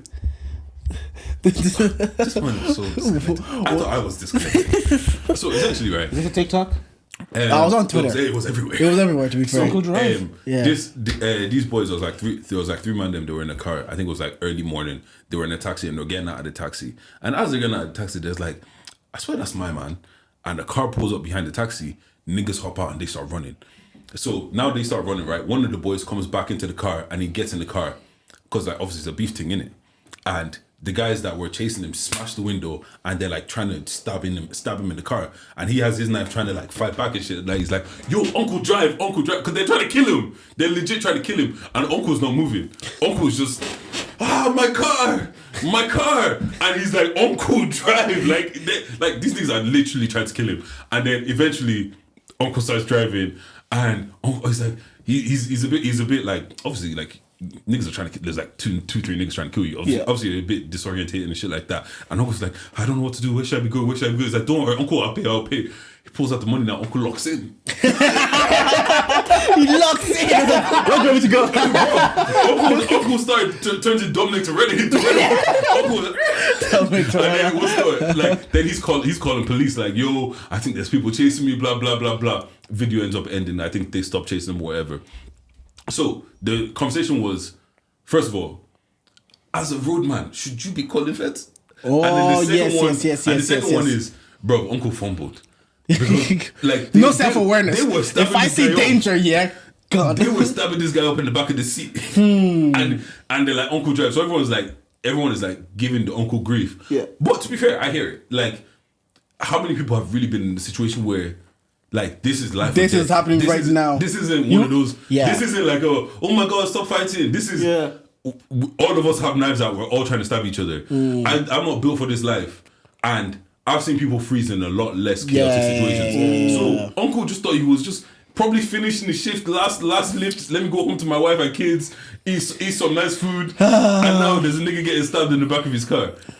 No, in regards to calling the feds, what I hear is even watching mafia movies, or even remember Top Boy when they won in the end, and Duchesne was telling Sully like, we don't, because Duchesne actually, one of them, Duchesne called the cops on Michael Ward's character, and then Sully was like, we don't win that way. So I think when you're part of that life, you've accepted that the police can never be involved. But me, I'm calling the police. No, but what's called? Yeah, because you're not part. Mark said call the ambulance because the police will come with the ambulance. That's a loophole. That's a loophole. That's a loophole. Yeah, but because the thing is, that guy, the guy, he ends up he goes on Snap later, like, they didn't touch me, my blood still left, and my blade still left saucy, all this shit. And it's just like, bro, we saw. Oh, he went on Snap later to. This kid's actually crazy. This kid's that commit crime and then still have the audacity to be put. Do you know there was like a group of kids that got arrested because they committed a crime and they started doing like the gritty? Oh yeah. I was watching this one. Like, this was in this generation. Look at them. But it must be that the validation from the internet must slap. Yeah, it has to slap. But you know, we grew up lucky in the terms of like we've not that we've always had access to the internet, but when we did have access to the internet, it was so limited because you had to be in front of the computer. Whereas now you can be on the internet no matter 24/7. So it kind of like it really makes you believe that this is the world. Like I was watching something the other day and it's like, it feels like we're the most connected we've ever been, but we're actually so far connected. Yeah. And the guy was like, have you ever noticed anytime in your real life when something is actually going on, it's not your Instagram friends that are checking on you, it's not your Facebook friends that are checking on you, it's your real life friends. And it's kind of like, but you don't realize that until later. And when you're 12, 13, bro, you want to be the popping person on Snap. Yeah. You want to be you want to, like, I don't care whoever everybody wanted to be popular. Yeah. Everybody wanted to be the cool kid, and we're seeing it with Drake, man. We're seeing it with Drake. No, yeah. Why does Drake feel the need? Why does he feel the need to still be in our faces at all times? Or do we finally have Drake fatigue for the first time in like a decade? Or is it because when he's doing all these drops, there's certain songs I'm enjoying. I'm finding some solids, but I just don't think they're making the same noise as I would have expected. I'm not seeing quotables. That's what beef does. Really, bro. If that's what a serious beef does. I thought he was. I gave him credit to say it won't affect him. Yeah, I give because it was him. No. Because it was him. It will affect you, but when you're so big, going from selling 100 million copies to it's true, 99 million copies, True. it's not really that much. Yeah. However, do you know how many people were on the edge of Drake anyways? Drake was already... It has never been cool to like Drake. Yeah. Like, Troutman has been making fun of Drake since 07. Yeah, he always says I'm the OG Drake hater. Exactly. He said, you niggas are new here. So, like, even, like, look at someone like Meek. Meek had everybody on his side. Yeah. He was a street guy. He had the bangers. He had the classic. And he was with Nicki Minaj. And that one beef with Drake, nobody's ever looked at Meek the same. It seems like after that beef with Drake, it seems like everything that could go wrong, we saw him with the chips in the fucking pool. I think he went to jail. He went to jail. We saw him sleep. We saw him sleeping on his grandmother's porch. Like everything that Meek did from that point just looked corny. Yeah, he was the only thing that saved him was jail. Yeah. And then coming out of jail the way he did. And the prison reform thing kind of gave him some. Do you know what I'm saying? Yeah, but like, if he credence. didn't have that, Yeah. he's done now. But I still think Drake's still a little bit different because Drake is, on celebrity wise, Drake is like S tier, like supreme. Whereas Meek is agree. B, maybe C level. Yeah. But Meek is B C level now. No. No, wait. Bro, I don't think outside. dreams and Boys. nightmares. Apart from dreams and nightmares, it wasn't. Do you guys dating Nicki Minaj? Do you guys remember who fucking like? I'm not saying he was on the same stardom level as Drake. He was not there. Yeah. But Meek was an A-list celebrity for sure. A-list? I think when he was dating Nicki. A-list for When- black and people or that A-list was in when he general? was dating Nicki. That's why. Oh yeah, that's your girl told you. World tour. That's your world tour. He Girl was at tour. the peak. He was, but that's what I'm saying. Beef. If you do beef correctly, Yeah. it changes how you look at the person, no matter what. I think it's just because, like with Drake, it was always cool to hate on Drake, yeah. joke on Drake. Yeah, remember it was like guys like remember it used to be a meme like guys like Drake do this or bros like Drake do this. Yeah. And then like 2015, 2016, He grew a beard. Yeah, he grew a beard. He got hench. Had a Grew a six beard. pack. It was just I was like, BBL, Drizzy.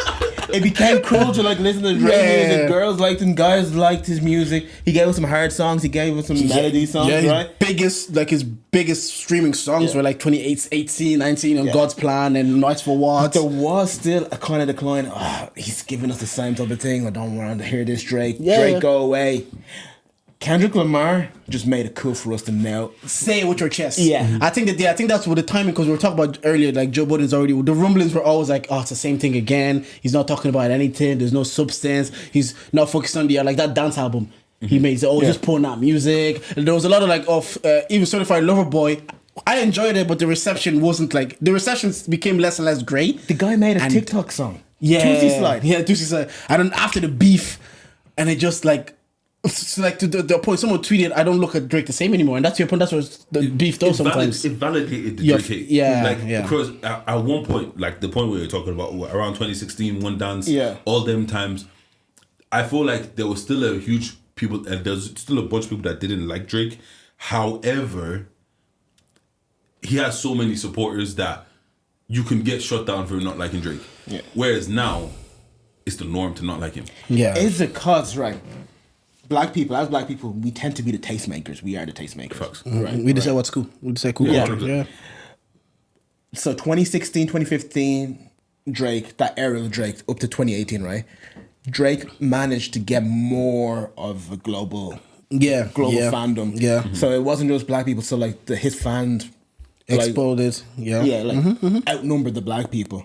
Yeah. You get Yeah. me? He has more casuals than maybe Casuals. rap fans or Yeah. R&B fans who are black. Exactly. Essentially, yeah. And then what Kendrick has done, he's got the black people, he's got the culture to say, yo, this is culture, this is what it's all about. I'm what the culture's feeling. Yeah. What What Drake is doing ain't cool. What I'm doing is cool. Yeah. So now the casuals are seeing that and have come back on our side in a way. I get the theory. I get the theory because when you're mainstream and you have casuals are not as invested in your career or what you do. They just want it nice for what, they want dance, but they're not invested in like rap Drake. Casuals are the money. Yeah. But they're not necessarily the art. Yeah, no, there's money, but like having big casuals can make you the richest and make you the most popular. Yeah. But it can't make you the best rapper. Yeah, exactly. Those casuals will flip to like a tastemaker, whoever makes Yeah, if you give us Not Like Us, Yeah. and I'm a casual, I just like what's popping. I don't really necessarily like Drake. I just like, oh, is this what we're bopping to now? Yeah. That's what me too I'm going. So when then Kendrick managed to shift to casuals who just like the music, he has the biggest song of the year, then you hear like the rap fans, like the rest of us, the Charlemagne's, who were always like, no, we like Drake when he raps. Drake raps well. Now we're like, we told y'all. It validates the feeling that we've kind of been saying. Like, say, we told y'all he's not that nice at rap. Not us, like we told you like he should rap because now look, the rapper actually showed up and the rapper showed him this is what rapping is. So fair enough. But yeah, I didn't think it would impact him. I don't know what we were talking earlier about, like having a purpose and a goal and an aim. I don't get what this leaks are supposed to do. I don't know if he's trying to soft launch or if he's trying to like test the waters to see what the temperature is still about him outside. I don't know. I don't get the angle of this the leaks. I think I think he's just trying to like, oh, yo guys, remember I made this song with Kanye West back in 2013? Yeah, I had him there. Oh, look, we made this song. We made that song. Oh, YG and DJ Mustard are saying, I'm a strange guy. Yeah. Am I not rapping over his beats over here? I think he's trying to show you, oh, these are my hits. These are my greatest hits highlights. Yeah, no, I hear, but I thought he was. I genuinely put him above that because he was so popular and so big. I honestly didn't think he needed to justify himself. I don't think he's justifying himself. I keep saying, you kill a story with a story. Do you get what I'm saying? But it seems like it's not. It doesn't seem like it's working as effectively as before. Yeah, but that's because you're not.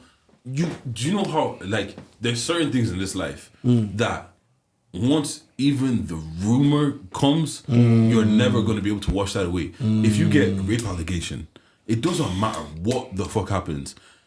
To a couple people, you might become cool again, but another couple people is going to be like, you're always going to be that guy. Yeah. Do you get what I'm saying? Pedophilia, same thing. Do you get what I'm saying? Like, there's certain things that you're just not going to wash off. And the way the character says, certified lover boy, certified pedophile. What? I'm sorry. I genuinely don't think he's a pedophile, but just like you're saying, just the messaging and the delivery of it, it's like, oh, and once again, it doesn't help when there's so much smoke with everything, and then it doesn't help that already we don't like you. Yeah, do you know what I'm saying? yeah. And then on top of that, you're not from the culture. You're half white youth from Toronto that was singing and fucking fucking crying over girls. All of a sudden, you turn into a gangster. Yeah. I think it's not what Kendrick's saying. Like in Euphoria, I was saying that you're not this guy. Like you keep making me dance, wave my hand. Like it's sort of like I don't like when you act tough. I think it happened. You know when Worst Behavior video came out? Yeah. Oh, I think that's for me. That's when it switched. You did like Drake? Yeah. No, when he became the tough guy. Oh, okay. It's not starting from the bottom. It's that Worst Behavior video. I don't even know when it was the beard for me. The beard and the henchman. It was like 2016. Yeah, it's like, just before views. yeah. And the beef. It was the beard, the handsets are back to back. Oh, yeah, back to back gave him so much street cred. Yeah, that like because at the end of the day, because I was a Philly guy. You killed the street rapper. Yeah, Trigger Freddy's turned into the fingers. Yeah, you're getting bodied by a singing nigga. Street rapper, and then he gets it with the people from Atlanta. Yeah. Also, question: we're talking about people being too old to do certain things. Yeah. When are we going to talk about Chris Brown gangbanging? Wait, in what way? See, the thing is, like, Chris Brown is a certified blood. Oh, he's a high root. My man who's doing flips. Hey, but we're joking, play, we're joking, but no, Chris, bro, you see Chris Brown. You know with the who flag really all banging the time. set my niggas CB. He's with the flag, but we need to see him do something. Speaking like what's called whack 100 is like certain people have like he's initiated. Yeah. Oh, at what point, bro? Is initiation that you just get like punched? It's not like look. He's a fucking multi-millionaire. Yeah. He didn't get punched in. Let's be fucking honest. But okay. To your point, also to do what you said about Future, isn't it like at some point it's just part of their identity? Like, especially LA street culture. Like, some bloods are bloods till they die. Yeah, but They're just affiliate. Like, even mafia members. from Yeah? Virginia. Soon Kendrick is gonna diss him. You're not part of this culture. No, You're not part of that culture. Like, what is it about? What is it about these rappers or singers, or whatever, these celebrities getting to a certain age? I feel like they have to go street.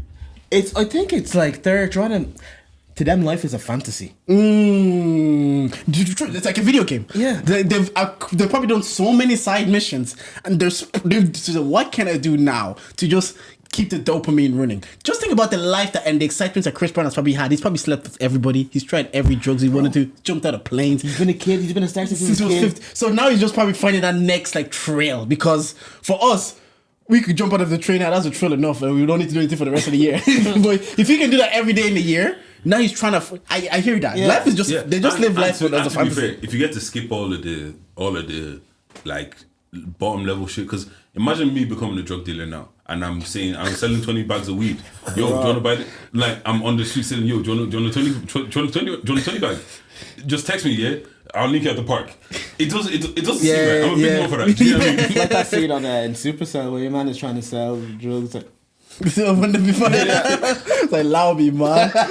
this guy. But yeah, but do you also think that we always say, we've said this about like getting too old to do stuff, like you mentioned gag banging.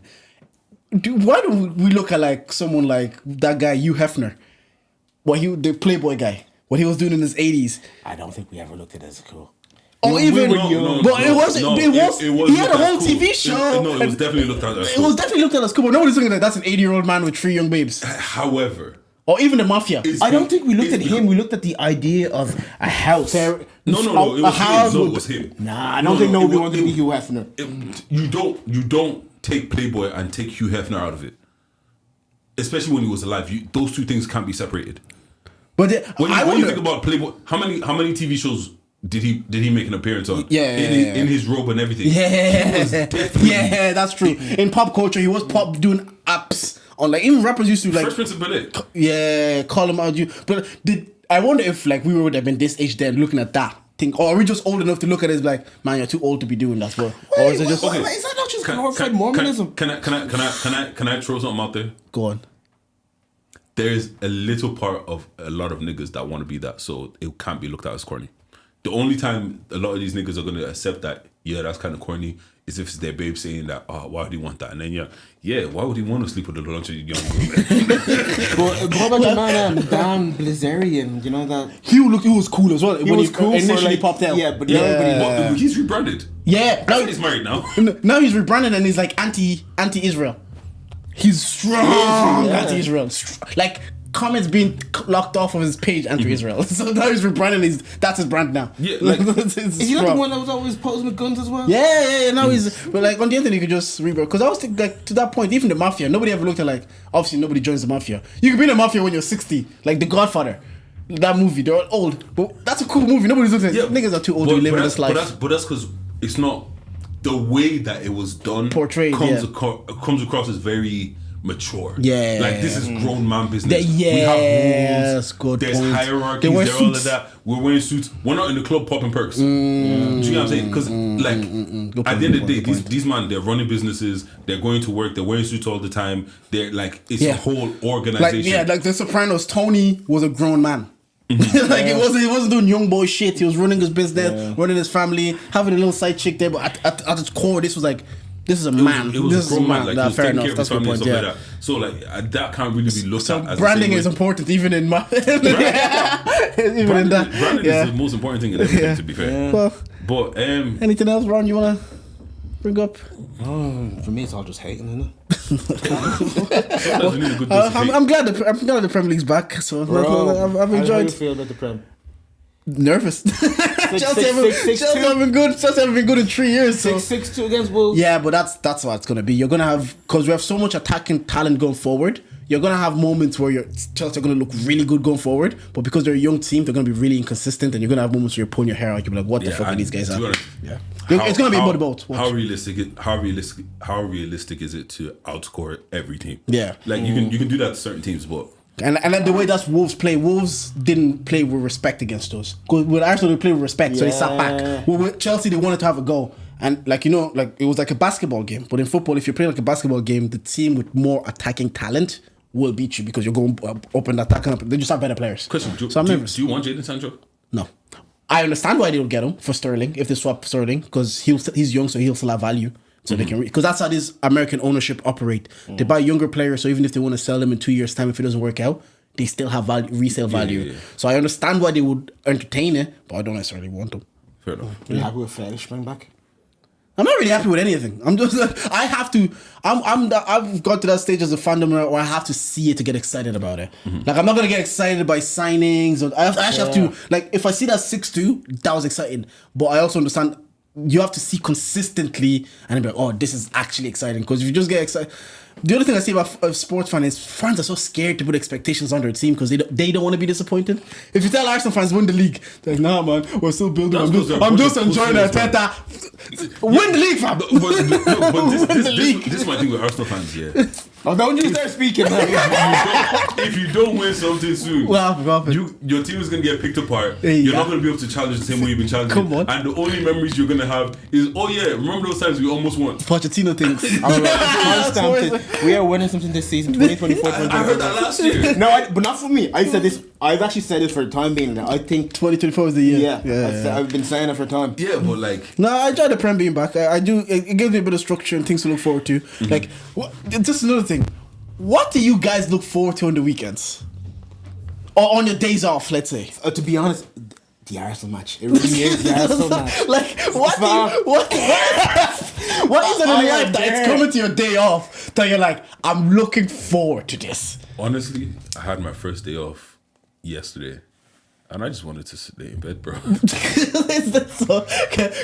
obviously I've gone back on taking my supplements and I'm gymming and I'm really healthy. So on the Saturday, I've even I've cut out drink because I saw a lady tweeted that she stopped drinking and it's made a difference, especially when she was doing drinking since February. Yeah, as I made a difference when you're working out, you sleep, and if your body feels different. Being old is so annoying because I've stopped doing it for the last month as well, and I feel even like cardio and everything, so I feel better. So, but like on the days that it's coming to the day off, like on a Friday going into Saturday, I'm like, went on my first date in ages though. Actually talk to us about that. I was like, where's the baby? Where's the baby? He's just that baby, man. He doesn't go outside. I said, where's your grandparents? What's it like dating your wife? We're so deep in the pod to talk about this, but it's honestly fantastic because I preface by what I'm saying is just because I understand something, and it doesn't mean I agree with it. Like, let's just say that. So I understand when people are together maybe a year or two, and a kid is introduced, and say whatever you want to say, a kid will fundamentally change your life and change your relationship with your partner. Mm-hmm. It's impossible not to. You've added a life that you have to cater for into your own life. So with that change comes a lot of like you're not as intimate as before. You don't have as much as like quality time. So I understand why some people are together maybe a year or two. That change occurs, and some men might not voice it. They might be like, oh, I don't have intimacy or quality time with my partner. They go outsource it somewhere else. And I also understand women that are saying like, I'm overstimulated. I'm catering for a kid all the time. A kid is always touching me. My mind is always alert. So when I get to bed, I just want to switch off. I don't want to be touched. I want to just be here. I fully get both sides. And I can understand why in early stages where a lot of relationships can fall apart. Like living in it and seeing it, I'm like, oh, I understand why. If I wasn't mature, or if I wasn't like I didn't see life the way I see it now, if I did this maybe I was at 25, I understand thinking like she doesn't love me anymore, she doesn't give me attention. I understand. I probably look at myself and be like, what am I gonna do? Am I gonna leave, or am I gonna find this attention somewhere else? I get it. I get why your men would think that way.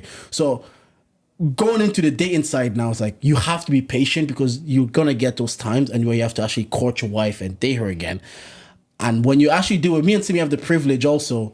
We were friends for 5-6 years before we get in a relationship, so we know how to hang out. We know how to just be around each other without let intimacy not be involved for the day. Let's just be friends for the day. But people are in a situation where we were talking about earlier. You've had a kid after a year, and that's when you're like honeymoon stage, and the intimacy dies. I can understand people saying like, I don't know how to hang out with you because the whole year in a relationship, we're consistently intimate, we're consistently dating. Now that we don't have that element of our relationship anymore, I get where people would be like, frazzled by it. So me being in that situation where I was like, oh, I've had 6 years prior to this where I could just hang out with her and date her and just have a nice time with her. And even though the intimacy isn't as often as I would like, we would both like it to be, at least we know how to hang out. So when we go back to dating, it's like very smooth because it's no different than like, oh, we hang out more now. We kind of chill more now. So, and then you're out and you're going to the cocktail tour and there's alcohol involved and it's like, oh, this is a great time. And it's a bit like, it's like you're reminiscing. You're like living in a time that you've lived in before. Because like, oh, this used to be what the relationship was. At all, like that's the whole Saturday thing that I was talking about. When I lived in my mom's house, she lived in her mom's house. There was no Saturday that me and Sammy are not doing something like food, alcohol, hotel, so, like at least two Saturdays in a month, something class is happening. And you go from that to completely like having to schedule a date 6 weeks or 8 weeks in advance because the schedules just don't align. And you just have to be patient and understand what it, and like, oh, this is what my relationship is now. But I look at it, I was like, I get why a lot of relationships fall apart at this stage. Mind if I just tag you in there? Yeah. What I thought was really beautiful was that your story, like the date, the drinking and everything. Yeah. But it was like the final story is that you're gonna go back to get your son. Yeah. And it wasn't like, oh, she's gonna pick him. And it's like, no, you're actually looking forward to pick him up. You know? Yeah. Like you don't really see that part of things where it's like the date to you with your babes was nice, but now okay. You have to go again. Now you go back to normal. But like, no, you're actually looking forward to that. I think I'll say to Dej, I'm actually at the stage where I enjoyed it now. Like he's cool to have around now. Like before it was just anxiety. It was like I was just anxious all the time because I also started a new job, so I want to pass probation. I'm not sleeping well. Make sure it's fine. Like constant, you're living in a constant. I was saying it to Morris yesterday. I said I understand why your parents were always mad. Because they're always anxious, but they don't know that. They don't know they're being anxious, but mental health isn't a thing for them. So like living in a constant state of anxiety, you're not yourself. Your wife just gave birth, she's not herself. You guys have a baby, so in the whole house is just like anxious bubble. But now it's kind of like it's cool, man. And that nigga's so fragile as well. One drop. But now if you fall, go, man. Now he just falls and his mom's like, Fikayo. See, I told you if you go there, you fall. I was like, he doesn't understand you, man. I don't understand. But it's great. It's great to be back. When was the last time you actively flirted with your wife? All the time. Oh, nigga, man. She kissed her teeth. I flirt with her all the time. In the kitchen, in the rooms, just flirt all the time. I'm going to ask a very, very personal question, Yeah. Before the marriage and your kid and everything, because I know that makes things a lot more intense. Do you feel like your relationship or situationship with Simi is the most intense love you felt? And I use the word intense because intense doesn't mean it's the best. Yeah. You could have a very intense situation where everything is crazy and like the connection is mad and it's like a lot of bad things happen or even a lot of good things happen, but you guys might not be good for each other. Yes, like people. Your one with Simi is the most intense? Yes. Before you answer that, I'm gonna have to dip. Oh, no worries, man. No problem. Go back to work, bro. We're gonna finish up. Like 5 minutes. We're gonna finish up soon. We're gonna wrap up in a minute. No, it's definitely the most intense because it was also an element of you were friends and you're transitioning and you're hoping that the transition from friends to relationship carries on, and the chemistry was already there as a friendship. So when the chemistry then becomes like within an intimate setting, it's even like magnifies. So everything felt, especially at the start, we probably beefed a lot more than we probably wanted to because it was so intense. Because you're looking at this person, but like this person behaved a certain way when they were my friends. Now they're behaving different. It completely changes. That adds to the intensity, but the chemistry is also good as lovers and as partners, and we get along so well because we were friends. So all of that's like, it's also very intense. And then for the first time, maybe in both relationships, or parents are also really involved. The outside world, your worlds are also getting involved in your relationship, so that adds to the intensity. So in that terms of like, was it intense in that way? Yes, but was it intense as in a feeling? Like, oh, I feel so like in love with you. I don't think that's like for puppy love when you're like 14 or like, it's like, because at that stage you think like, wow, what I'm feeling is like, oh, this is like, I don't know, your chemicals are probably tricking you because your brain isn't like fully developed to understand what this chemical is. But in terms of intensity of like incorporating everything, it's definitely the most intense because I've never had to do this with anybody else. Makes sense. But yeah, when are you getting back out there dating? You actually know. Oh shit, we're having this convo. You actually know what's going to be crazy. Yeah. Let's go. In the past, let's just say this year, I forgot how much I actually love. Okay, what reminded you? I think a part of it has actually been seeing so much love around all the fucking time. Come on, get married, everybody. Let's go down to that. But you know what? The reason why I'm very much just about dating and stuff like that is just because I know myself, and the person that you're going to get from me now is so inconsistent and is so just not ready that you don't deserve it's that. not gonna. Let me not put you through that. Yeah. Because the thing is, I know me. You might not know me. I might do some things. Things might happen. It's just instead of us doing all of that, let me just not bother you with that, and you not bother me with what you want to do. That's what you call self-awareness. Do you get what I'm saying? Yeah. Except, body don't be firewood. You still have certain things. but you know what? Like it is one of those situations where like as much as people don't think I believe in love and all of that, like I actually do think it's a beautiful thing and all that kind of stuff, and like I actually do want a proper romance love. Do you get what I'm saying? Like, are you gonna actively? I want to be 10 years in flirting with my wife. Yeah, do you get what I'm saying? Yeah. I don't want to just like. I don't want to just be like cool, like we're alright kind of a situation. And when you're ready, you think you'll be actively working towards it. Because that's in the conversation I was having with Chris, because obviously he's in a relationship, and I was like, bruv, it's nearly 10 years. And he's like, yeah, when I'm ready, I'm like, bruv, it's like 10 years. Like, what else do you need to be ready? Then he says, to be fair, I don't know if I'll ever, that feeling of like, oh, I'm ready will ever come, or it's just something sometimes that like, it's the right thing, or the right person, or whatever. Because I think sometimes people are waiting for the moment, or the feeling of right, or sometimes... I don't know if it was the right moment or the right feeling. My only thing is like I had enough in my account to buy a house. Maybe that was I was like, hey, we can do this wedding and buy a house. It was like I knew that I wanted to marry her before. Yeah, like I always knew that I want to marry her, but that moment of like, oh, now it feels right. I don't know. Yeah, but like I think once you know that I want to marry you, without a shadow of a doubt in your head, at that moment it's right. That's the moment. Do you get what I'm saying? Yeah. But has everyone gotten to that moment? Yeah. Do you get what I'm saying? Because like for some people, I need to be as close to 100% sure as I could possibly be, even hoping that I do get to 100% one day. But it's kind of like, it almost feels like they talk about love like, if you fall in love and if you still look at other girls, you're not ready. Yeah. I don't think I'm ever gonna stop looking at other girls. Yeah, and I think we've had this conversation in our like group chat. We've said it's like the man side of you, the biological side of you, doesn't switch off. It's just about self-control. Like you think you're the first, like people just give in to their desires, and that could be with anything. That could be with like, I'm going to the gym, I shouldn't have that chocolate bar. You just give in to your desire to have that chocolate bar, but it's your self-control that will say no takeaway till the weekend. Yeah, like, with anything. Bro, me indulging in this chocolate bar won't ruin my life, bro. I know what you're saying, but like, I get you. Like you go to the gym 5 days a week and you tell yourself, I'm not gonna have Chinese till that day. It's literally that's you doesn't mean you no longer desire Chinese or want to eat that food.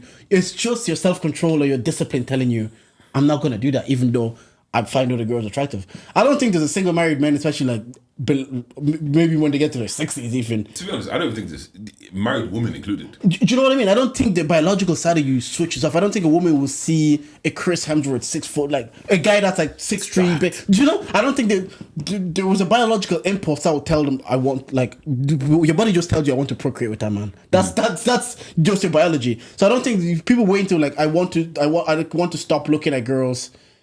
I want to be able to stop looking at girls, then I'll get married. That's impossible. That's possible. Do you now that you're in it? Because you always talk about the future, but now that you're in it, is your love now what you imagined your love would be? Yes. Especially back to the start of the conversation, especially this year, having a family, because I don't think I loved Simi differently from relationship to marriage. It was just the day changed where now there's a friend. Yeah, like the love I had for her then as a person and what I've seen before, whatever that existed. But this year, when we added an extra element to our lives and our relationship, the love definitely grew, and it is what I imagined it to be at this stage in my relationship. Looking at like, this is now my family, this is my wife. She takes care of my youths, and every like when sometimes we're all there lying in bed in the morning, and I just deep or I'm going to work, and I look at them and I'm like, wow, I really created a family, and that love and that feeling is exactly what I told you, because there's nothing I feel like if it's in my power I wouldn't do to be able to provide them or to protect for them. Because even yesterday we're having a conversation about, like, we're talking about people not, contracts not being renewed and going back to work, etc. And she was talking about like there's a couple that have like triplets down the road and she can't go back to work, and which is like another year that you're just gonna live on one income with 3 kids because I have to wait to go to school, fam, and I have to go to school. And my impulsive reaction is like, I'd have to get it. Like I just said, I'd have to get a shift role so I can get that extra bit of cash, because in my head I was like, I'm at that stage now. The love I have for them, there's nothing I'm not willing to do, even if it means like working nights, working late.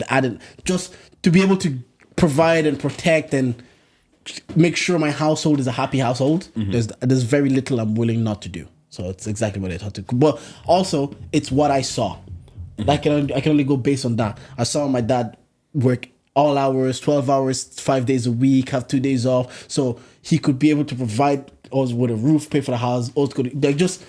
The way I saw love is the way I perceive love.